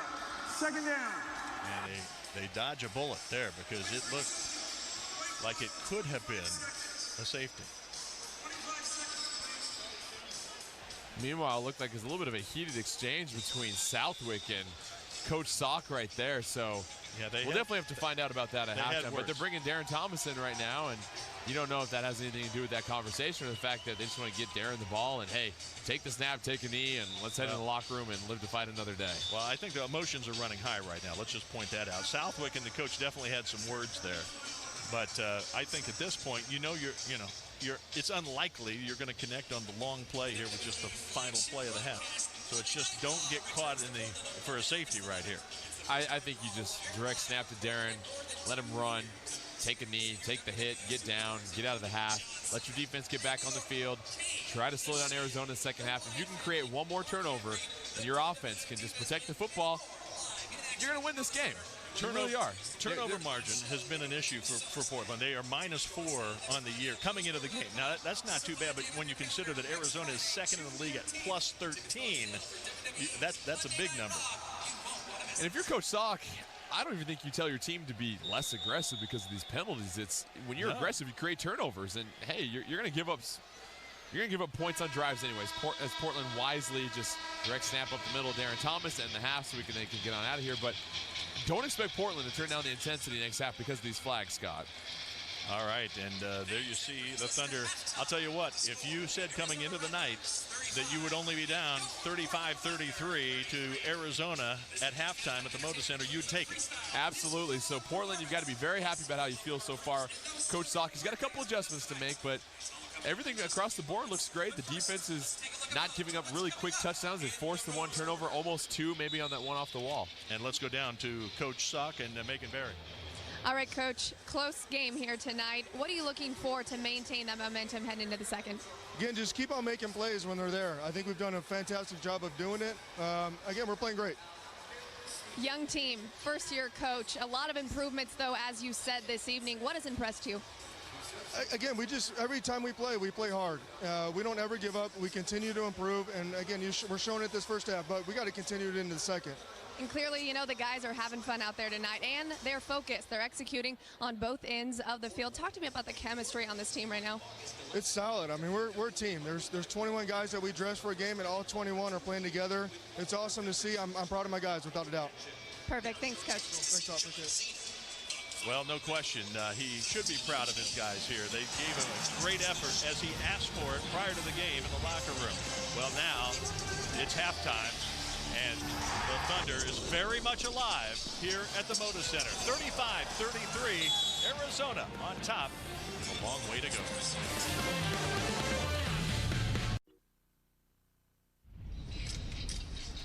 It is halftime here at the Moda Center. And the Arizona Rattlers lead the Portland Thunder 35-33. It's a great, fun night. Certainly not a dog of a game, but a great game tonight here at the Moda Center. Scott Lynn along with Jordan Kent and Megan Berry down on the field. And this is a game we said at the very outset. If Portland plays mistake-free football, they could stay with this team. And they have had one turnover, which was extremely costly, a touchdown, fumble recovery for a touchdown. Other than that, error-free football, and yes, they're right in the game. It really has been a very great game by Portland so far, and they've been able to click on a lot of cylinders, and they've dug into the playbook also to help out. Also, I think when you go into the locker room, you wish you didn't have as many penalties that help sustain some of the drives for Arizona, but you got to keep playing aggressive because they forced one turnover so far already. Another thing we talked about was Darren Thomas would see the field tonight, and he got the Thunder Glasper on the board first. Well, he had 4 rushing touchdowns heading into this game, and Coach Sock's starting to have more faith and more confidence in his ability to run the ball. However, Portland, when you play a team this good, you got to almost play perfect. And Southwick with the snafu right here, fumbles it. Arizona recovers, gets a quick touchdown right there. Portland then would come back in the very next drive, the very first play. Southwick scrambles and unloads a bomb to Robinson right here for the touchdown. Portland jumps back on top of the lead right there. And then finally, in the second quarter, it's more Darren Thomas, the direct snap. He takes it to the weak side of the line right there for the touchdown, his second of the game. So it looks like Coach Sock is really varying his playbook right here and keeping Arizona on their toes. Well, there are your first half stats presented by Les Schwab.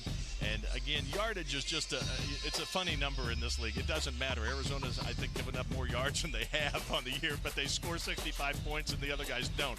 So, you know, the numbers really don't tell. But you mentioned penalties, just two for 19 yards. But again, the timing of those sometimes is somewhat difficult. Well, a lot of those were the pass interferences on that very last drive for Arizona where the guys are playing aggressive. And I go back to the theory that you got to play aggressive. You're going to get flagged a couple times, but you're going to get a critical interception eventually. If you can steal a possession like that, that's going to bode so much better for you in the long run by getting that extra possession. When they played here last month, we all wanted to leave at halftime. We're not going anywhere now because we got a football game here. Glad to have you along here on Comcast Sportsnet.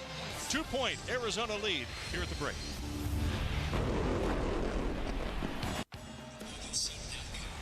Halftime continues here at the Moda Center. It is 35-33 Arizona on top of Portland. And yes, the Thunder have played a much better game this time around. And one of the guys that's really had an impact is Alvance Robinson.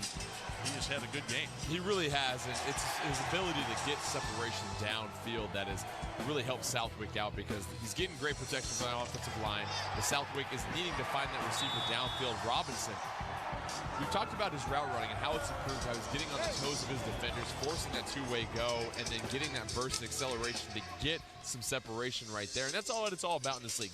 Turning the hips of the defender, getting that separation, your quarterback to deliver the ball on time, and that's what Portland did in the first half. You know, Alvance Robinson played 2 seasons for Matthew Sock when he was an assistant at Utah, and in those 2 seasons, he had 185 catches for 46 touchdowns. He likes the system. Now, he did not play against Arizona the first time these two teams met. Everybody's figuring out who number 15 is tonight. They really are, and the focus is really on Rodgers as of recently. However, when you get a guy like Robinson stepping up, it's going to open up the passing game more for Rodgers. And Portland has a lot of talent at wide receiver, a lot of different options. For the second half, it's all a matter of protecting Southwick so he has time to deliver the ball because the receivers are getting open, Scott. Yeah. It's just making sure that you handle the exchange, protect the football, and get it to these big-time playmakers. These are the National Conference standings. And again, the top 4 teams out of these 6 make the playoffs. Portland right now stands as the number 4 team with that 3-8 record. How big would a win be here tonight to put them up 2 games in the win column over the LA Kiss? It'd be huge not only from a numbers perspective, but from a confidence perspective. Knowing that you beat the best team in the league, you feel like you can play with anybody at that point. All right, very good. Well, we will have the second half when we come back, and there's still a lot of great football to come. Can Danny Southwick regain the magic? Let's hope so. The Rattlers will have the ball when we come back. Welcome back to the Moda Center. Scott Lynn along with Jordan Kent and Megan Berry, who is standing by right now with the head coach of the Arizona Rattlers, Kevin Guy. All right, Coach, tight game tonight against its much improved young Thunder team. You've seen what they're capable of now. What adjustments do you look to make in the second? Well, we just got to do a better job of executing. They did a good job of their 3-step game and bringing Thomas in at quarterback and running him down the red zone. Nothing that we didn't expect. We're just not executing, so we need to do a better job there. We got the ball second half. We need to go down, get up 2 possessions, and put the pressure on them. All right, Coach, and you have seen this team before, but what has impressed you tonight? Well, you know, they're getting better as a football team, and in this league, you can't – the rosters are so small, you can't pay attention to records, because teams are constantly improving their rosters and they're getting better as the season goes on. I've seen 7 and 9 teams go into playoffs and win championships. So, you know, you can't get caught up. It's all mindset right now. We need to dial in and play Rattler football. Thank you, Coach. Kevin Guy is in his 6th year as Arizona's general manager and head coach, his 10th year as an AFL head coach. He's won over 75% of his games total, but obviously these last few years, they're very tough to beat. He has great respect, I know, for Matthew Sock, who you see right there with the headphones on, headset on. Sock and Guy are both in the AF2 Hall of Fame. They were both inducted in 2009. There's great respect. Obviously, Sock played for Guy, as I mentioned earlier, so, you know, there's no love lost when you're competing against them, but I know there's great respect. None whatsoever, and that's the beauty about this league is a lot of these players and coaches have been with each other, and they've been in different systems in different cities and different teams, and they kind of bring the best of what they learned in every situation. I'm sure Sock is taking a lot of what he learned as a player underneath Guy and applying it to his team right now, and you're seeing an improved Portland team, and that's what you heard from Coach Guys. You have to throw the records out when you're starting to play each other this late in the season because teams are constantly upgrading their rosters, and especially for Portland, they're playing so much sharper than they used to, and that's been because of some of the roster changes they've made and the experience these guys have developed. Well, Nick Miller will go back to take the kickoff here from Alex Fambro. Miller had 3 returns for 50 yards total, long of 22. He'd been averaging 23 yards per return. He has not returned one for a touchdown all season. One of his teammates, Arkeith Brown, has. Miller will play it off the net, and he does cleanly. Across the 5 and the 10, and he's got a head of steam, and he is across the 20-yard line, and that's where Arizona will start it. Out to the 22. Nick Nabila goes back to work. Nick Miller with a nice return right there. The rookie out of Southern Utah, 5'9", 180. There's Davila's numbers, 12 of 19, 4 touchdowns, 1 interception. So you take those and you add them to what he had coming in. 85 touchdowns and 7 picks on the year. It's still one of the most impressive stat lines you're going to see in a lot of sports, to be honest, because for how much you throw the ball and how much these walls can come into play with goofy deflections and things like that, to only have 7 picks on the season with all those passing of attempts is just, it boggles my mind, Scott. Miller with the catch, Barmasoni the tackle, short of the first down by about a yard. 2nd down and 1 coming up. Davila will, as the coach said, would love to get a touchdown here and make it a 2-possession game right out of the chute. If you're Portland, you have to stay within striking distance this entire game. If you can get a turnover here, fantastic, but you want to make sure this game doesn't get out of hand, and Arizona doing exactly what they were hoping they could do as they came out of the locker room at halftime, and that was to strike quickly and make it a 2-possession game. And as Coach Guy said, put some pressure on Portland and see if Portland can handle the pressure now. They're down 2 possessions. Can they respond, or will they let Arizona start to pull away? Nick Miller with the touchdown catch, his 5th of the season. Makes it a 41-33 advantage. This point after will make it a full 2-possession because there are 2-point plays in arena football. So this is a big point after. You got it. 42-33.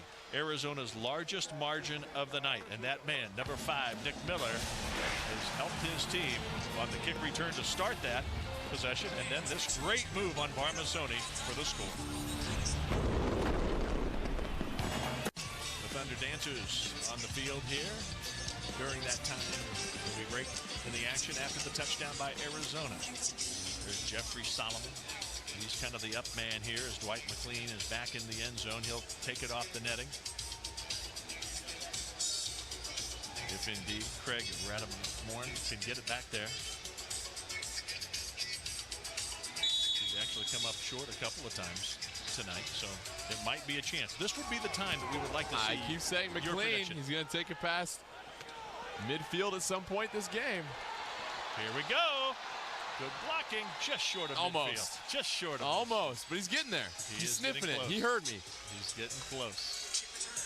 Across the 20 to the 21-yard line, close to midfield, and now Portland will have the football. This is the drive of the game for Portland. Drive of the game for Portland. You played even ball with Arizona in the first half. Southwick goes 12 for 20, 165, 3 touchdowns. You're now down 2 possessions just because of the change of possession at halftime.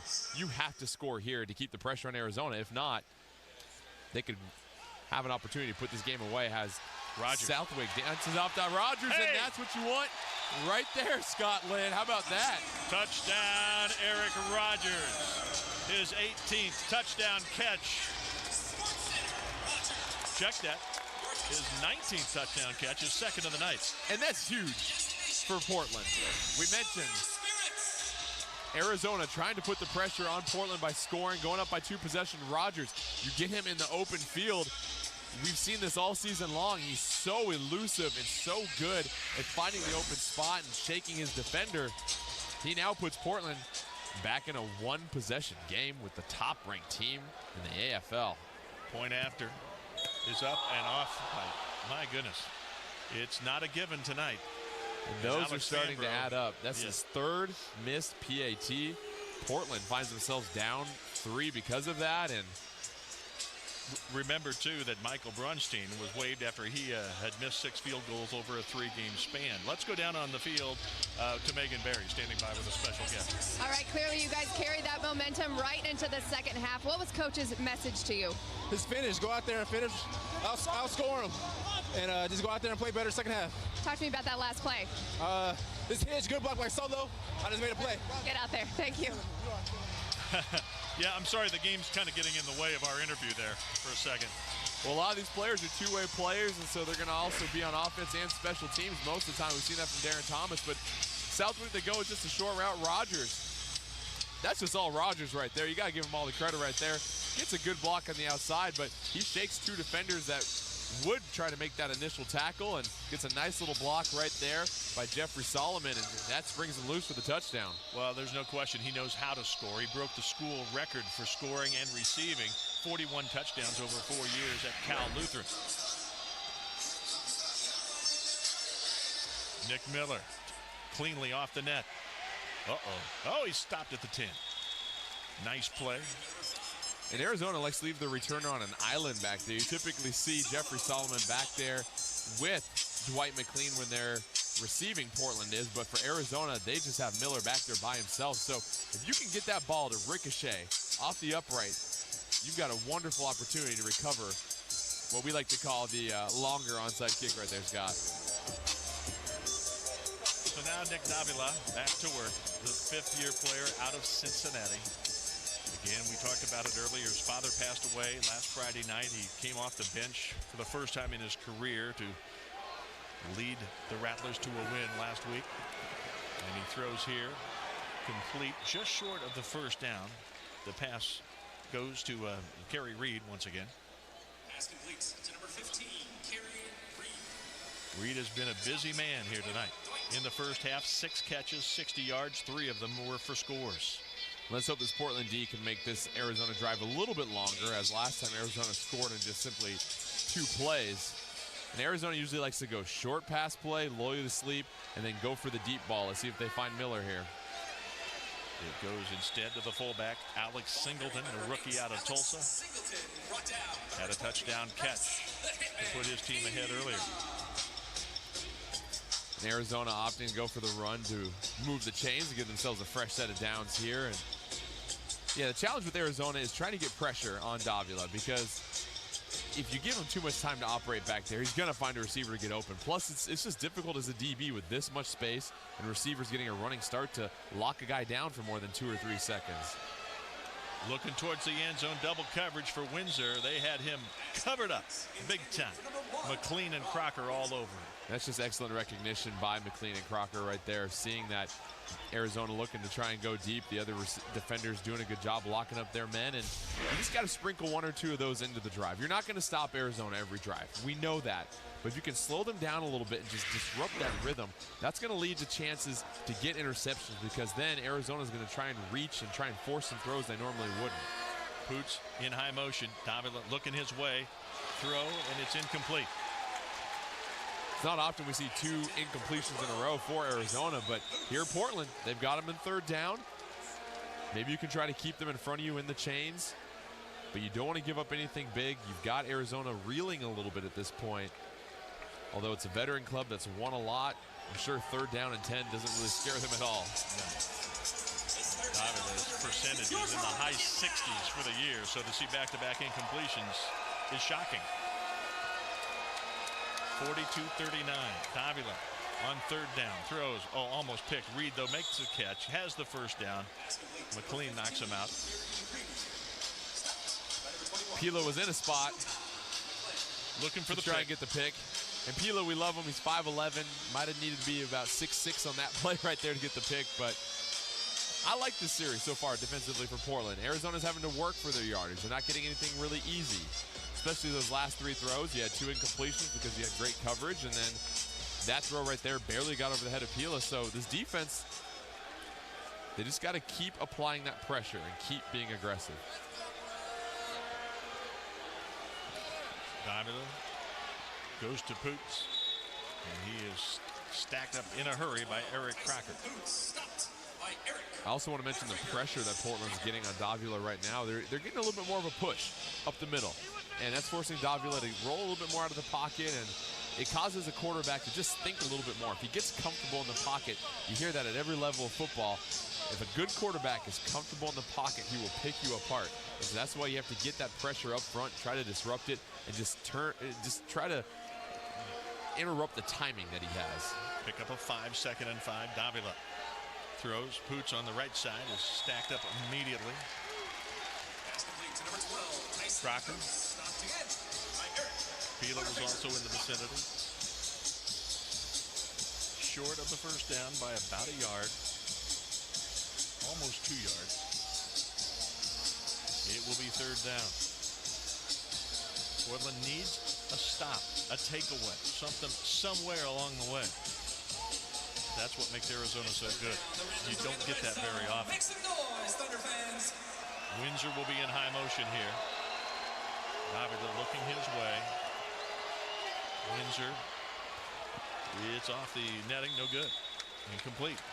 Brings up 4th down now, Scott. So for Arizona, do you hand the ball off to your big guy Singleton, or do you try to go for the pass where something screwy happens? It's going to be a turnover on down. So very big play here. Let's see what Kevin Guy goes with. What here. would you do, Coach? I think in this situation, you're having so much success with Davila. I think you just flare a receiver out to the sideline. Poots is doing a good job of getting open at that 3 to 4 yard range on just those quick little flat routes. I think you just got to be aggressive if you're Arizona. I'm going to call, I think you look at Poots for the quick flare. It is caught, and a flag comes down. Poots has the catch, so it is a 1st down, and it's probably, or possibly, pass interference anyway. Poots makes a And that's a remarkable catch. catch. Let's be honest right there. That ball was thrown behind him with pressure, 4th down. Just a nice catch by him. McLean, I think, was all over him, but Poots comes up big. If I'm not mistaken, he was Arizona's, well, he was pass interference. Number 21 on the defense. That penalty's declined. Result of the play is a 1st down. I think he was the 2nd leading receiver when they played here the first time, but he, of course, did not play. He was out, as I mentioned, with a couple of games with an injury. So here now, Poots in high motion. 6:40 left in the 3rd. Hand off to the big guy. Portland all over that. Yeah. McLean loses his helmet, and certainly Idowu was big on that stop as well. We mentioned McLean is not afraid to go in there and hit somebody and be physical and come downhill. That's a big stop right there, because when you have plays like that defensively, you're discouraging Arizona from thinking about the run, and that just takes out another option for them on offense, which forces them to be even more one-dimensional. See the helmet rolling there in the background. That had come off. McLean losing his helmet right there, but a lot of times players like that, because as football players, you don't get a lot of face time like basketball players do. It's hard for people to recognize you. So anytime you get a chance to show that face, you definitely take advantage of it. Davila into the end zone, and it's Portland with the incompletion. It's off the back padding. It wasn't off the wall, so it's an incomplete pass. Too bad. Portland did not catch a break there, but it is an easy call on this occasion. McLean was very aware of it, though. He was. Tip pass right here, and it bounces off that top padding right there, which is pretty unique here in the Moda Center, and a couple inches lower, and we might have had ourselves a little pick 6 for Portland, which would have completely changed the complexion of this game so far. 3rd down. And goal at the 8. Reed loops around. Davila throws to Windsor, who's open in the end zone for a score. Another touchdown for Arizona. Crocker was back there defending, but they're tough. And Arizona does such a nice job of those post routes that are about 10, 12 yards deep, right across the middle of the end zone. They've got these big-bodied receivers, and Nabila is able to just deliver the ball right on their chest. And as a defender, you have to be able to undercut that perfectly. And Portland's in a good spot. It's just it's hard to beat a perfect throw in a situation like that. The only thing you can do to combat that is what? You get pressure on the QB? You got to get pressure on the quarterback, disrupt the timing, or if you're the DB, you just have to be in his back pocket and time your hand swiping at the ball at the right moment. Point after is good. Tanamore was happy about that. 49-39, 10-point lead.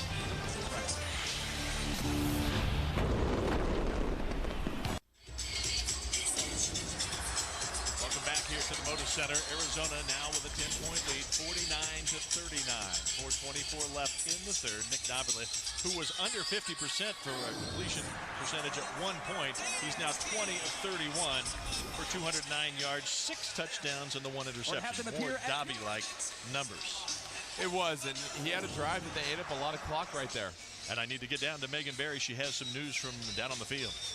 Yeah, guys, well, during the break, Danny Southwick came over and had the training staff retape that injured right pointer finger. And I asked him, you know, is that bothering you out there? And he looked at me with a big grin and said simply, no, just wanted it tightened up. All right, there you go. So now, Portland needs to respond and we'll get the football. McLean is back. He would love to have the kind of return that Jordan Kent's been calling for. He gets only to the 5. So a quick break, and we will come back. Portland will have the football when we return. 49-39, Arizona leading here in Portland.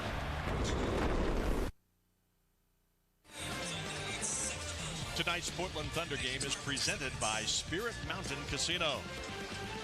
Scott Lynn along with Jordan Kent and Megan Barry. And it's been a good game. Portland led in the second quarter 20-7, a 13-point advantage. Arizona now with its biggest lead of the game, 10 points at 49-39. It's imperative that Portland now do something at the offensive football at this point. Well, they scored on the very first play last time, and that was the touchdown to Eric Rogers. So now they're backed up. They don't have nearly as good as field position last time, and it's going to be pivotal for them to be able to match every single touchdown that Arizona puts up on the board, because you want to just keep pace with the Rattlers. That way you can jump on and be opportunistic on any type of turnover to hopefully take this lead, because we know it all comes down to possessions at the end of the game, Scott. Southwick's numbers not bad. 4 touchdowns, no interceptions, and this is trouble. He's out. Yeah, he's out of the end zone, but barely. Close to a safety. We've got a Thunder player down on the field right now, though.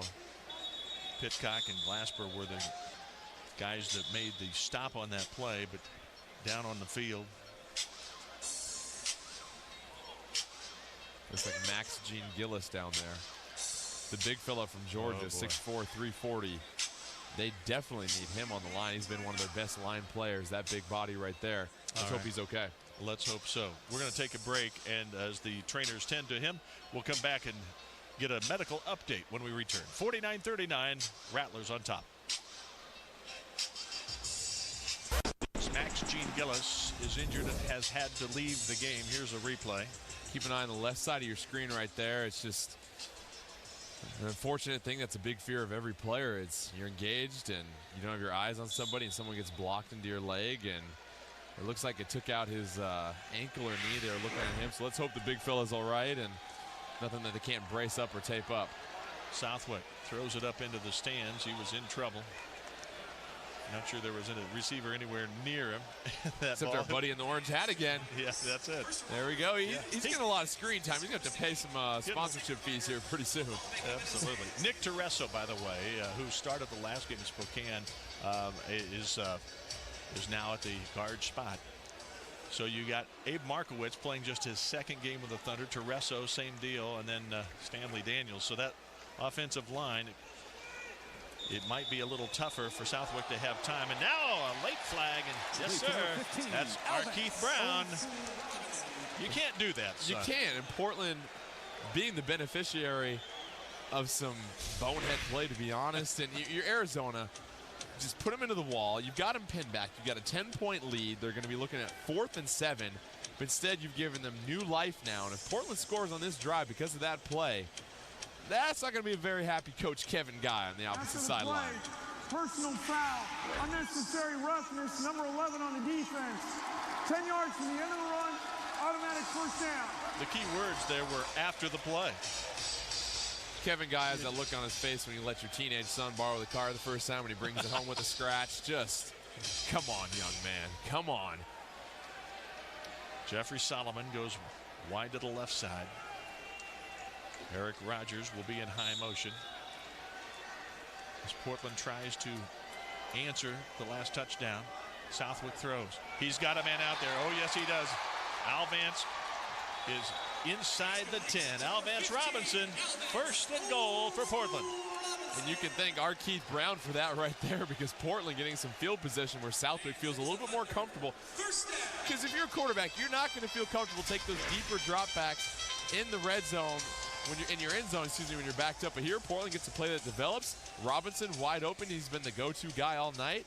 And Portland knocking on the door just like that. Brown made the tackle there. He didn't throw him to the ground that time. 1st and goal. Southwick trying to get the Thunder on the board again. Incomplete. The pass intended once again for Robinson. Chapman was back there defending.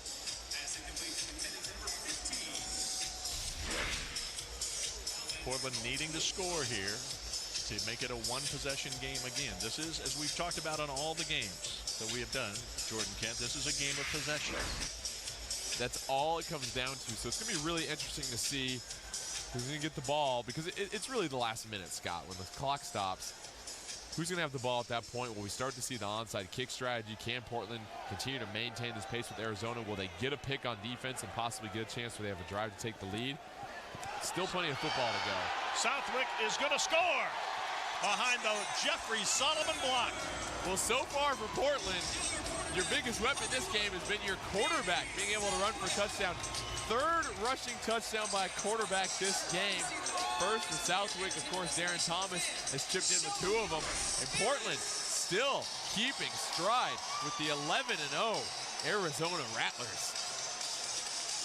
Well, you can see, no question. It was almost like he was looking down. I don't want to run. Oh, gosh, I've got to run.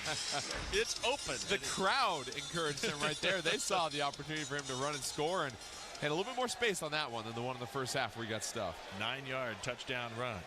And now Fambro needs to kick a point after, and this one is good. He gets a little bit louder ovation after that one, but Portland down 3. Let's see if the defense can force a turnover here as we get set to wrap up the 3rd quarter here pretty soon. Let's go down on the field to Megan Barry with an update on Maxine Gillis. Yeah, guys, unfortunately not a good prognosis for Maxine Gillis. Trainers are calling it a high left ankle or fibula strain. They've got ice on it now, but they are setting him back for an x-ray, and he will not return, guys. Yeah, we kind of knew that as we saw him helped off the field earlier during the break. And those are tough injuries. I've had one of them before. And high ankle sprain, they basically say it's what happens to your leg before you break it. So it's 6 to 8 weeks in a boot. Typically, though, for an offensive lineman, it's not as bad because they're operating in a smaller area of space, so you can really heavily tape that. And however, not good news for the Portland Thunder. But you're talking now about a patchwork line that has not worked much together. Is this a danger? It might be. I think you might have to start looking at some of your linebackers and tell them to eat a little bit more food next week, because you guys might get ready, or some of those defensive linemen. But they're aware of this, and if they can get through this game, you have the opportunity to sign someone else next week, because we see all the transaction, and Portland does a great job of kind of picking up players and plugging them in. Miller is back to take it. Does it hit the net? No. He takes it deep in the end zone and comes out strong across the 10. And he is brought down. A nice stop there by Idowu. Let's go once again to Megan Barry with Danny Southwick. All right, Danny, with both you and Darren Thomas taking reps under center, one would think there's some in-team competition, but it's clear that the two of you have a different kind of relationship. Explain it. I'm the speed. He's the brain. You know, he's like the I'm just kidding. I'm not the speed. I'm not the brains either. Brendan, he's both. I just throw it around once in a while. No, Brendan. got hit a couple times. Just kidding. Darren is he's awesome, man. I mean, what an athlete, and to be able to go down the field and then get to inside the 5-yard line and have him push in. That's the toughest place in arena football to score. People don't realize, even though he might only get a couple yards rushing, those are huge yards because it's so hard to throw in these rounded end zones, only 8 yards deep, all these people. So Darren is an incredible weapon, and I mean, he's like, as a unit, this is a very close quarterback unit with even, with Kyle, who's on injury. We all help each other, and yeah, we're very close. So. All right, thanks, Sandy. Be careful out there. And flag here will stop play. Marquise Floyd, by the way, on the kick return was injured, very slow to get up. He was finally able to walk off under his own power. Yeah, it sounds like he just got his bell rung a little bit. Number 3 on the defense, causing the offensive player to move. 5 yards, still first down. Antron Dillon, the defender, one of the captains, number 3, out of North Alabama. Last 2 seasons, he was with the Arizona Rattlers, and he has a couple of rings to prove it. Dillon very familiar with all the players on this Arizona team, obviously, and Portland defense, they've been aggressive. They've slowed down Arizona. Got to get a stop here on this drive if you possibly can and give your offense an opportunity to take the lead on their next drive. Carrie Reed with the yardage for a first down as the third quarter comes to an end. We have a game. If you're just tuning in, Arizona with a chance to equal the greatest start in Arena Football League history. 11-0 right now, trying to be 12-0, only leads Portland by 3.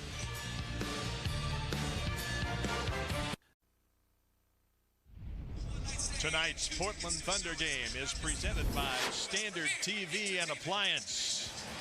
And what a game we have here at the Moda Center as we head to the final 15 minutes. It's 49-46. Arizona, the best team in the league, and we mean that in every way. The highest scoring team in the league. The winningest team. But Portland's right in the thick of it. This is Rod Windsor, and he's close to a first down, and I think he has it before Bryce Pila was able to catch him.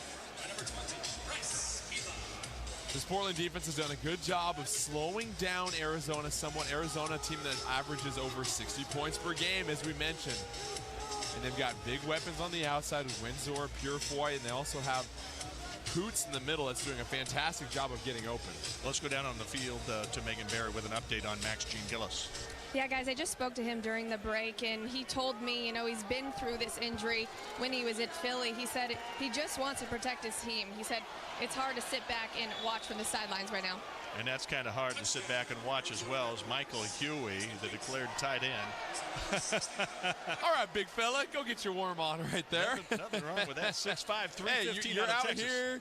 You're a big guy. You're having fun. You don't get to catch touchdowns too often. So that's pretty impressive right there. That's pretty impressive. It is. Michael Huey, though, with his 3rd touchdown catch of the year.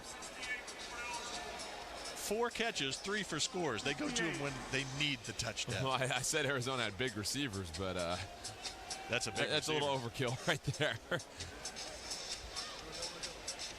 So now the point after try. A 9-point lead. Low snap. He still managed to get it up and through the uprights to make it a 10-point game. At 56-46, a minute and a half into the final quarter. Don't go away, though. The Thunder has the ball when we come back.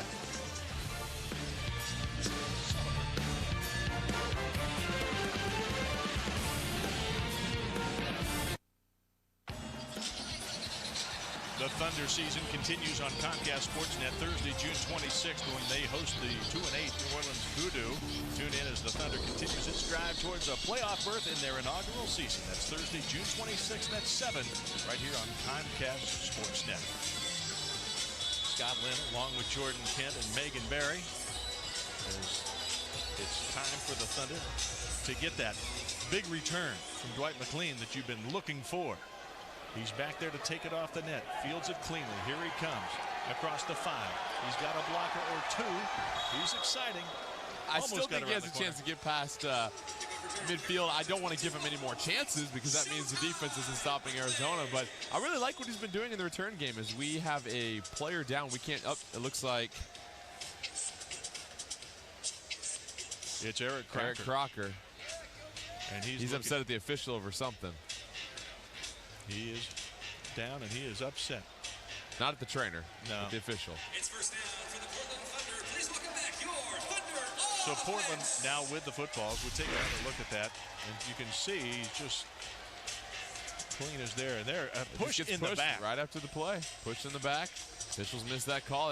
That's a flag. Play was dead. And that's a big miss because that would have given Thunder much better field position. Would have given them 10 more yards. And at this point in the game, they're going to take every single yard that they can get. But Scott, I think we have to go back and just really let people know how much more impressive this Portland team is this time around Arizona. They're executing just so much better, and though the game's not over yet, you're going toe-to-toe with the best team in the league. Absolutely. And you've done it for 3 full quarters so far, and you're playing clearly your best football of the season so far, in my opinion.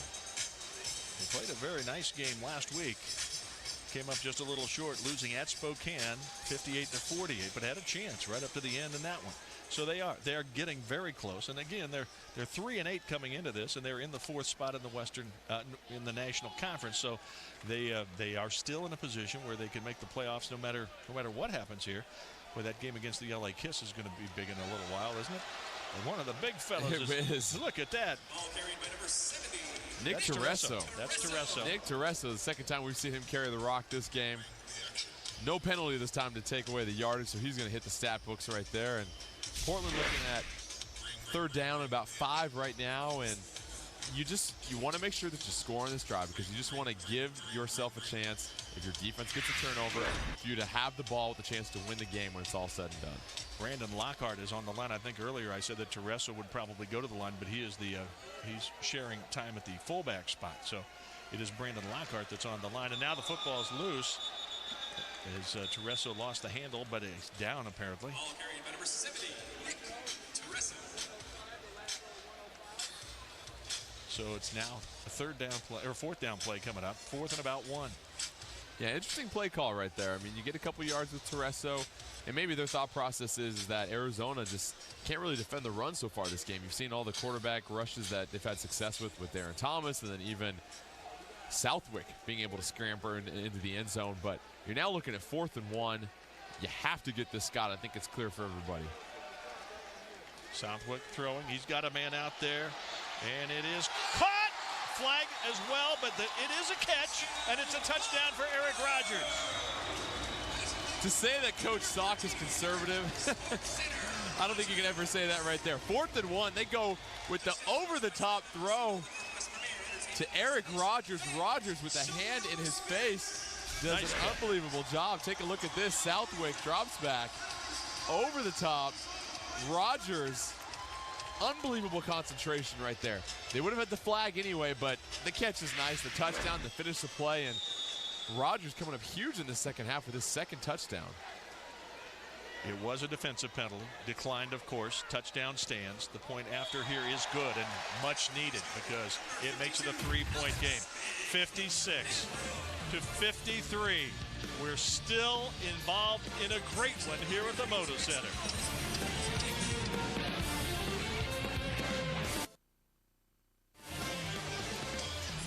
Tonight's Portland Thunder game is presented by Spirit Mountain Casino. And all around the nation, Arena Football League fans are going, what's going on in Portland? The Thunder down 3 to easily the best team in the AFL, the 11-0 Arizona Rattlers, coming off 2 Arena Bowl championships last year. Also would have been a 3rd if it didn't come down to the final play against Jacksonville. And then find themselves, that was almost the opportunity they had. Miller's going down. Now, that's not a safety or anything here in Arena Football. You have to try to get it out of the end zone, but it's not a safety. And that's the danger for Arizona when they keep Miller back there just by himself. If you get a bad bounce off the crossbar, something screwy happens, you don't have the safety valve of a second player to either get the ball or even provide a block on anybody, and you're pretty much dead in the water if that happens, if you don't field the ball cleanly. So I'm surprised Arizona still going with that tactic, considering how well they've been moving the ball. It's not worth gambling those extra couple yards you get by having everybody drop back, but not having somebody back there with Miller.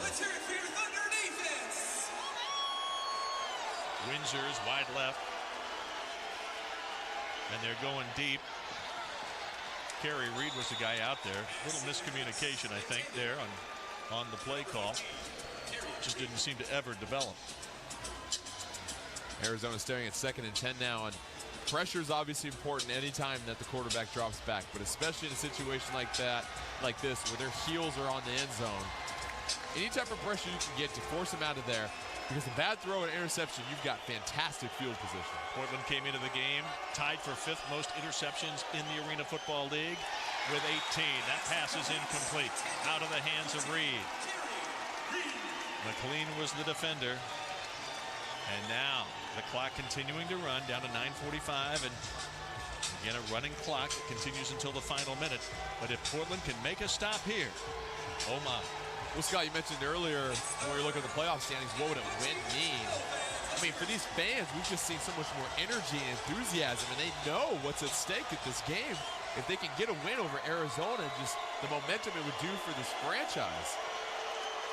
Nabila throws to Poots, and he has it short of the first down. He's about 2 or 3 yards shy. The defensive stop by Armasoni. Big play here, huh? Here's the chance that you're looking for if you're the Portland defense. 4th and 3. I don't think Arizona's going to run this ball at all.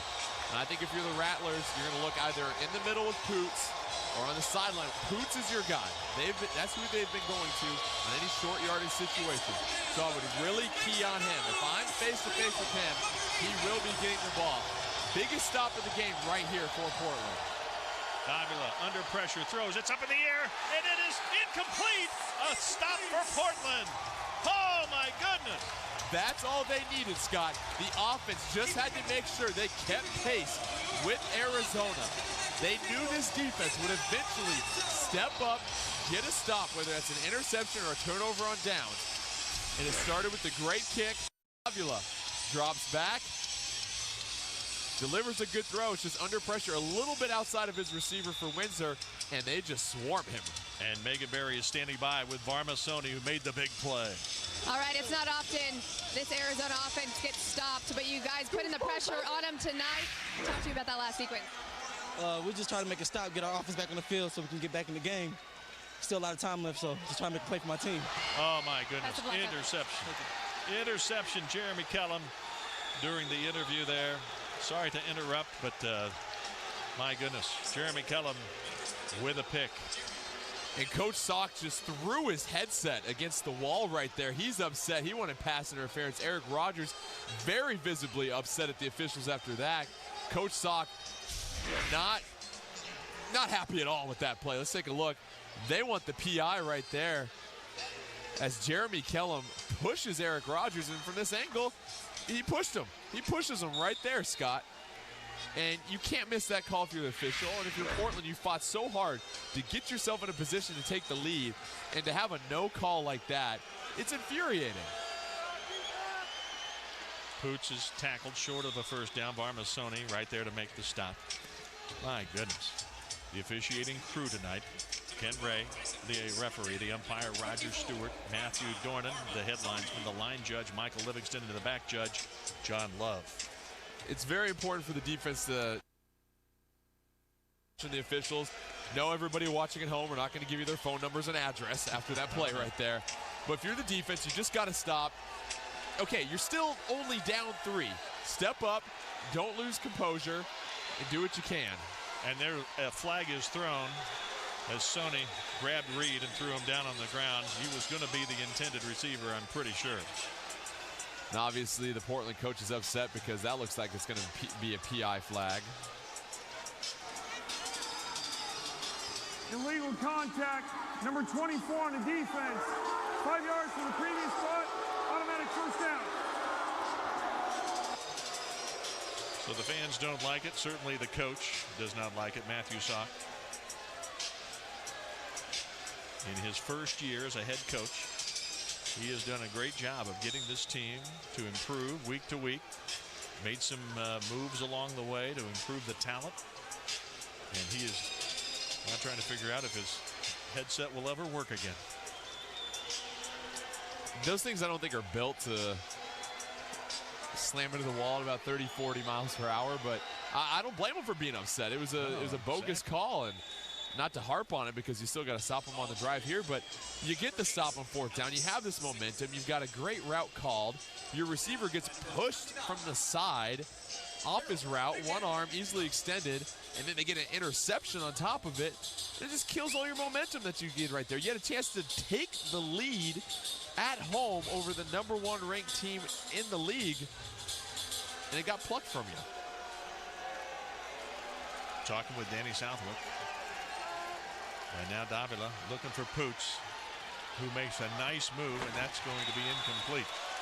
Where the official almost looked like he was reaching to his back pocket and then decided better. Not going to do that. I'm glad he did, because you're going to have to deal with some grabbing and tugging and pulling and some contact when you're going downfield. And not a nice ball by Nabila. This thing kind of wobbles there, and Sony nice just play, being actually. physical, just going over the top, and you're allowed to do that. Absolutely. Knocked the ball away. There may have been contact, but I think after the fact. And a lot of these DBs are taught to play a little bit underneath, because a lot of these throws, rather than outside shoulder because of the wall, they're going to be thrown to the inside shoulder of the receiver. Pass again to Huey, and he is brought down. A couple of catches tonight. Bryce Pila had to tackle the big guy. First down, however. It's really a smart option for Arizona, because you're so keyed in on all these receivers, and with the big fella then just slips off the line after he declares himself tight end. I would, at this point, Scott, anytime you see Huey declare himself as tight end, I would keep an eye on him and just make sure that, okay, I can't give it up for Huey. Portland's not getting tremendous pressure on Nabila, so it's not worth jeopardizing these easy completions to Huey for the lack of pressure that you're kind of getting from this spot. Harold Love III might have been a little aggressive on that play. We'll see. Portland needs a stop. Would love to get a takeaway.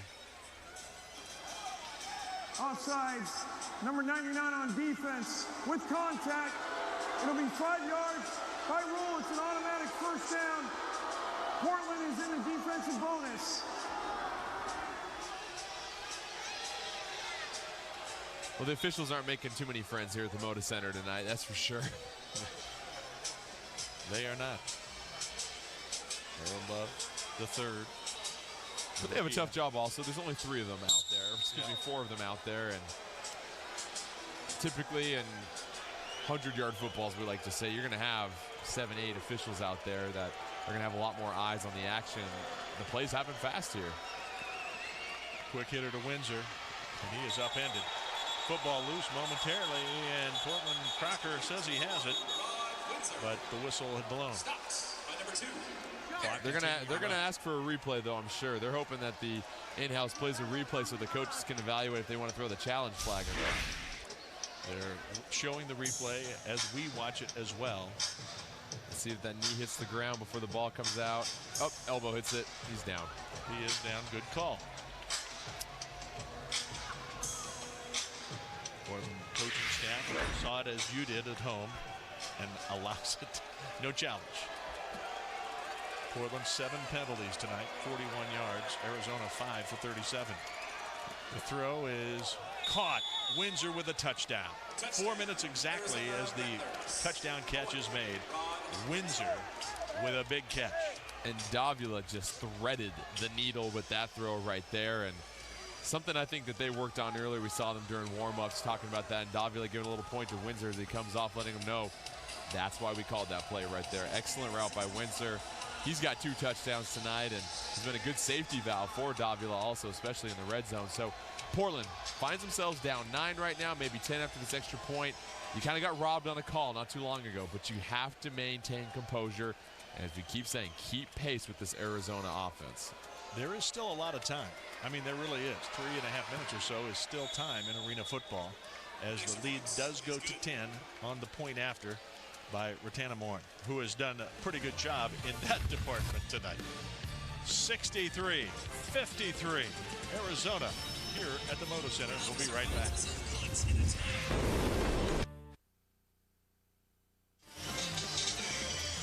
3:17 left here in the fourth quarter. A 10-point Arizona lead. The Rattlers have led by no more than 10. Portland led early in the second quarter by 13, 20-7. It has been a great game. The breaks have not gone Portland's way, or we could have a different result than the one that we have at the moment. But there's still time for Portland. There's still plenty of time in this game, especially with the last minute being stoppage time. And crazy bounce off the net here. McLean trying to just field it, get a couple yards if he can. And he does, punishing one of the would-be tacklers along the way. And there's some action. And we're going to have a problem. Eric Crocker wants to get some payback, I think, for that push in the back a while ago. Push in the back last time they tried to return, and the officials are going to just call the game tighter when you do stuff like that, unfortunately. So hopefully the players can just play and stay away from any more laundry being thrown on the field. You know what I like is that the officials did not throw a flag there. They just got in the middle, separated it, and you could have had a flag thrown, but bottom line was, you understand the emotions are pretty high right now. Well, both teams are battling and fighting. As mentioned, Arizona looking to set an AFL record for best start, and tie the best record in AFL start. And Ball start. Number 72 on the offense. 5 yards from the previous spot. Still first down. Again, moving to the offensive line with the injury to Max Gene Gillis tonight. That is a big loss for Portland. Gene Gillis, I think, has played all season long without injury. Well, it's not just his impact on the field, but off the field, too, in the locker room and in practice. And when you miss a guy like that, it just means more guys are going to have to step up as leaders also. Solomon and Robinson were both kind of in the vicinity there. Unfortunately, the ball missed both of them. Second down, clock running again, 2.5 minutes left. Thunder need to score. In Portland, if they do, there will be an onside kick in almost certain. Can almost guarantee you that. And Portland's kept pace this entire second half with Arizona. You need to maintain your momentum. Southwick was under great pressure there and simply threw it downfield, hoping that Robinson would adjust his route and come up with it. So if you're Portland, it's third down right now. I don't think you necessarily need to go for the home run. You've had some success with some shorter routes in the middle, dumping the ball off to Rogers, dumping the ball off to Robinson, letting them break a tackle. I think that's what you want to look at in this situation. Don't let 3rd and 15 scare you, because you've got playmakers that can get open. If you're Arizona, you are going to try and kind of keep everything in front of you right now, because you have this 15-yard cushion. You know that if you can get a stop right now, you might be able to seal the deal in this game. There it is, Solomon, and he's forced out almost immediately. Number 14, Jeff Solo. That's Alan Chapman with the stop, and now 4th down play. And I'm not sure they'll get one off before the 1-minute warning. In fact, they won't unless they call timeout.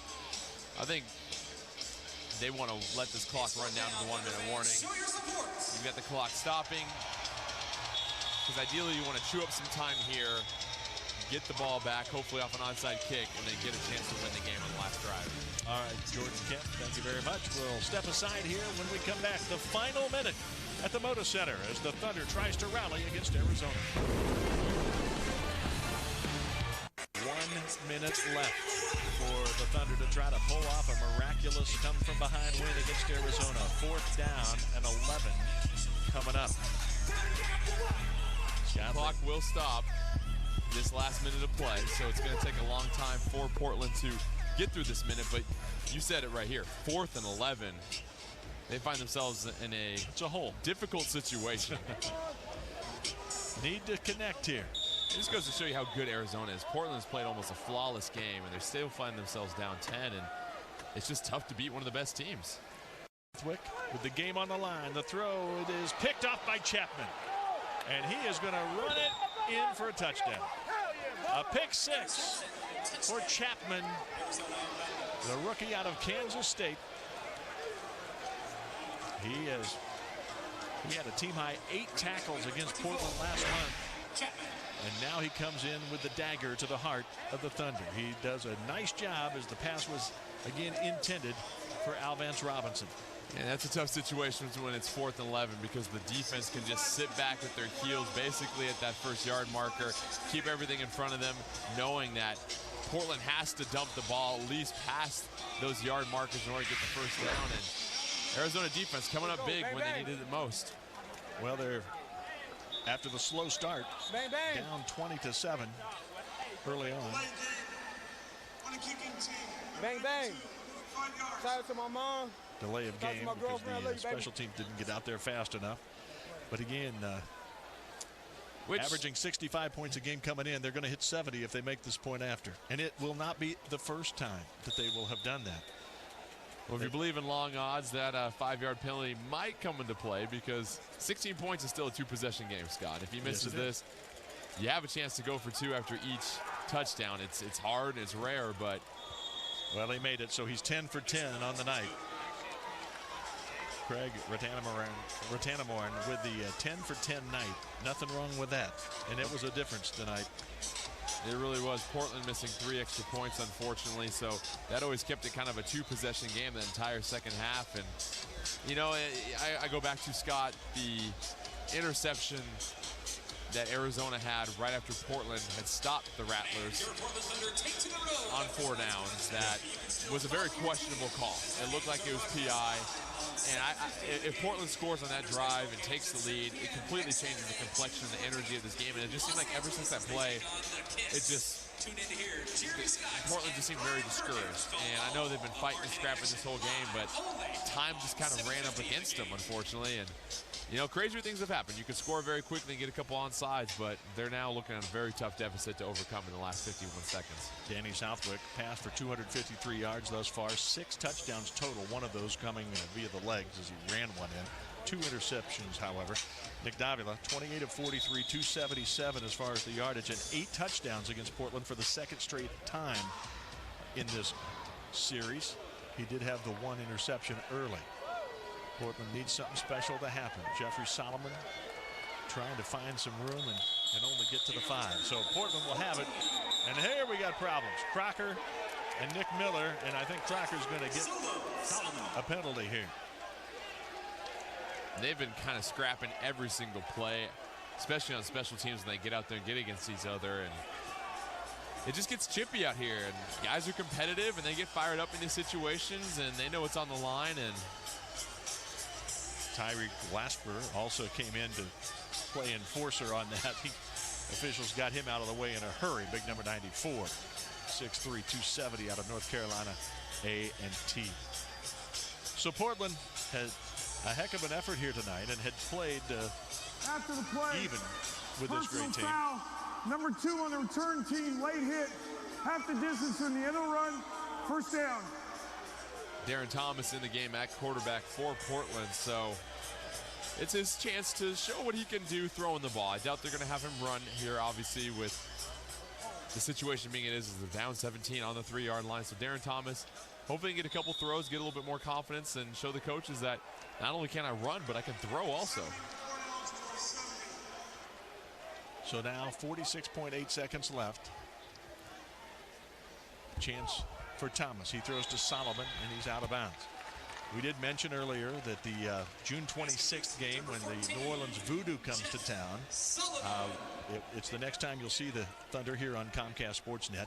I do want to mention that Josh Wilcox will be in for you that game. Yes. You've got another commitment. Megan Berry, of course, will be here, but Blazers TV announcer Mike Barrett will be taking over in this chair as this is my last game on Comcast You know, Sportsnet. you beat me to it, Scott. I was going to say it's your, as you tweeted earlier, it's your last Portland television broadcast, and it certainly has been a pleasure working with you, and you know, you've made these games even more enjoyable for me as Rogers with the reception. There you go. 40 seconds left, Scott. I mean, as much as I want to give you some love for this being your last game, it's not over yet. It's not over yet. It's not over. It's not over. No, we're moving to the Tampa Bay area, actually. But after living here since 1980. Number 72 on the offense. Half the distance from the previous spot. Still second down. Another flag that's hurt. But I called so many games.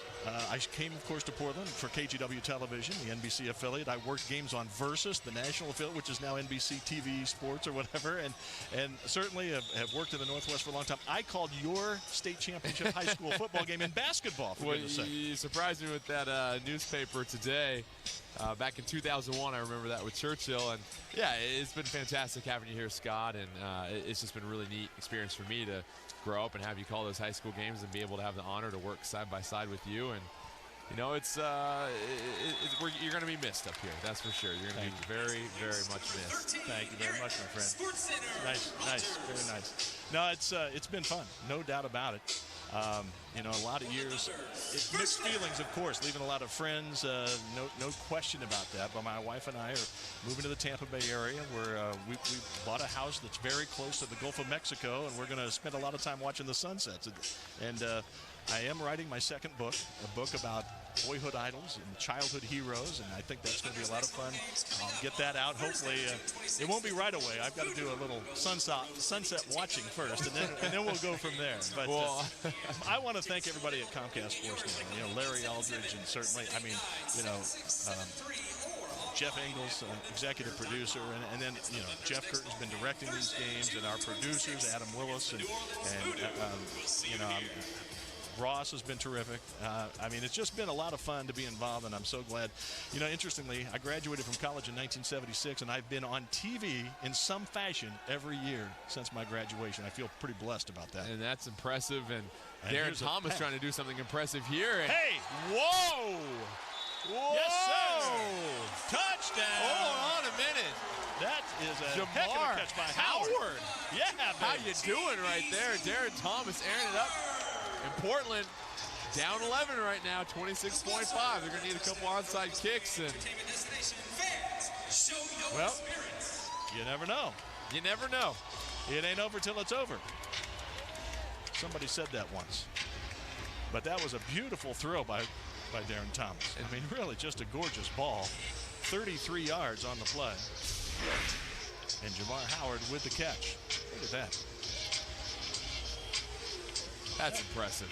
That is impressive right there. That's such a difficult catch to make right there. Jumping in the air, snagging the ball at its peak. And this is a delay of game they take on purpose to give themselves more room to work with, because they are going to go for two here, obviously, to make this try to just make this game as close as possible. Let's right now go down and check in with Megan Berry. Megan? Yeah, guys, well, Darren Thomas obviously shaken up on that play. He just walked off and pointing at his right knee, but he's talking with trainers right now. Hopefully have another update here soon, guys. Oh boy, that would not be good. So Southwick is in to try for the two-point try. Southwick throws. It's incomplete. So it's 70-59. Portland coming up just shy of 60. With 26.5 seconds left, though, there will undoubtedly be the onside kick you've talked about. Yeah, and that wouldn't have mattered, because even if you scored, you're still down 9 going into this next possession. So you still need 2 more possessions somehow. You still got to squeeze out 2 more possessions. It's time to get really lucky on an onside kick, as Arizona knows that that's what they're going to expect from this Portland team right here. Darren Thomas, though, impressive with a deep touchdown pass right there, and even Jamar Howard getting a chance to show his hand. So any plays and any efforts you can make in this time, it's going to be great for the coaches. But Scott, getting back to how we wanted this game to be a barometer for how much has Portland improved since they played Arizona last month, you have to be very pleased. Oh, absolutely. I mean, it's night and day. Early on, it looked like an expansion team, frankly, and now it does not. It looks like a team that can go toe-to-toe with the best teams in the league. We've seen it now in back-to-back weeks. At Spokane and here again tonight, you're playing some of the big boys with some great tradition, and you're playing them even. And Kevin Guy, the head coach for Arizona before the game, saying you can't worry about the records. And even though Portland 3-8, the rosters at this point in the season are getting so refined, and players are getting a chance to play with each other so much that they understand that no game is a gimme at this point. And Portland was really just a couple plays here or there away from being in the lead this game. And you can question that pass interference call in the fourth quarter, sure, but Arizona's a tough team, and there is a reason why they're 11-0 and looking at 12-0 here very shortly. If they hold on, and it would appear that that's going to happen, it would equal the best start ever, 12-0, set by the 2002 SaberCats. We'll give them their due. They deserve it. It's a great team. But again, Portland is showing signs of life and, could do something in the playoffs. And that onside kick is caught in the air by Reed. There's a flag on the play. 25.1 left in this one. But again, Portland is still in a good spot to capture the 4th spot in the National Conference and be in the playoffs. Offside. Number 3 on the kicking team. Half the distance from the end of the run. First down. And if they do happen to play Arizona in the first round, if they can get there, hey, they've got confidence after tonight. Well, you can play with them. And Portland doing this without Max Jean Gillis for most of the second half as well, too. So that didn't really help their protection a little bit. But you're right, they could play with them. And Arizona, it's not like they came out here and played a bad game. That's why this game was close. Arizona played a very sharp game. They just had 1 interception the entire game. And then they were able to force 2 on defense. So, and this is a team that doesn't get that many takeaways. And they'll keep the clock running, and I don't know if I don't think that Portland will stop the clock because it is a 2-possession game, and they're not going to. So time is going to tick down in this one, and it will end. Arizona will have prevailed, but after a fierce battle with the Portland Thunder, who get a nice round of applause from the fans that remained here at the Moda Center. Well deserved. It really was, and this is a game you would have loved to have won it and really made a statement across the league, but it built confidence and gave you a lot of faith in this team moving forward still. Megan is standing by with Coach Sock. All night, you guys went toe-to-toe with the best team in the league. What did you learn tonight to take into a potential playoff matchup? There we got better. I mean, at the end of the day, last game we lost by 30. This game we're in it until the end. And I think they got away with the call. It's upsetting. It really upsets me. I'm sick of it. And defensively, you guys did find success tonight against the best offense. What was it tonight that kept you guys going? I think, again, team chemistry. We played as an absolute team. 21 guys gave it their all. The score reflected that. It came down to the end, and they got it. How hard is it, though, to keep pace with a team like the Rattlers that every time they are on offense, they'll likely get on the board? It is tough. I mean, like I said, we have to play perfect. We were close until that last interception. We were really close, and it's just tough. All right, Coach. Best of luck out there. Thank you. Appreciate it. Thanks. All right, Coach Matthew Sock, whose team is getting closer and closer to getting a signature victory. Almost happened here tonight, but Arizona prevails. You look at the stats presented by Les Schwab. Again, total yardage. The Thunder has more total yardage. But penalties, 11 penalties in this game. One of the things we've talked about, Jordan.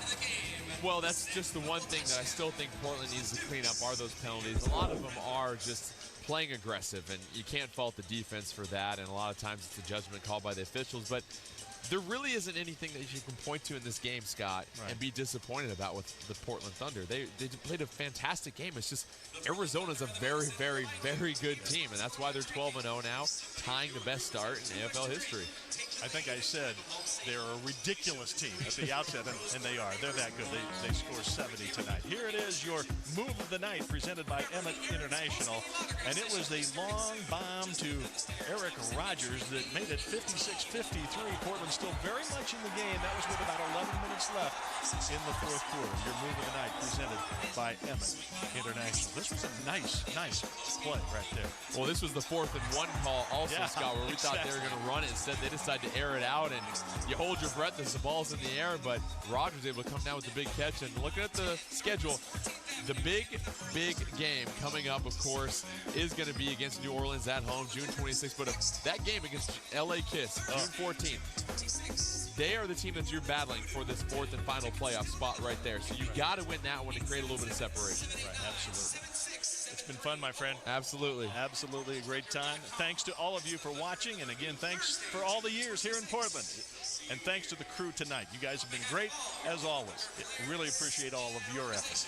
That's going to do it here from the Moda Center, where tonight it was the Arizona Rattlers 70 and the Portland Thunder 59.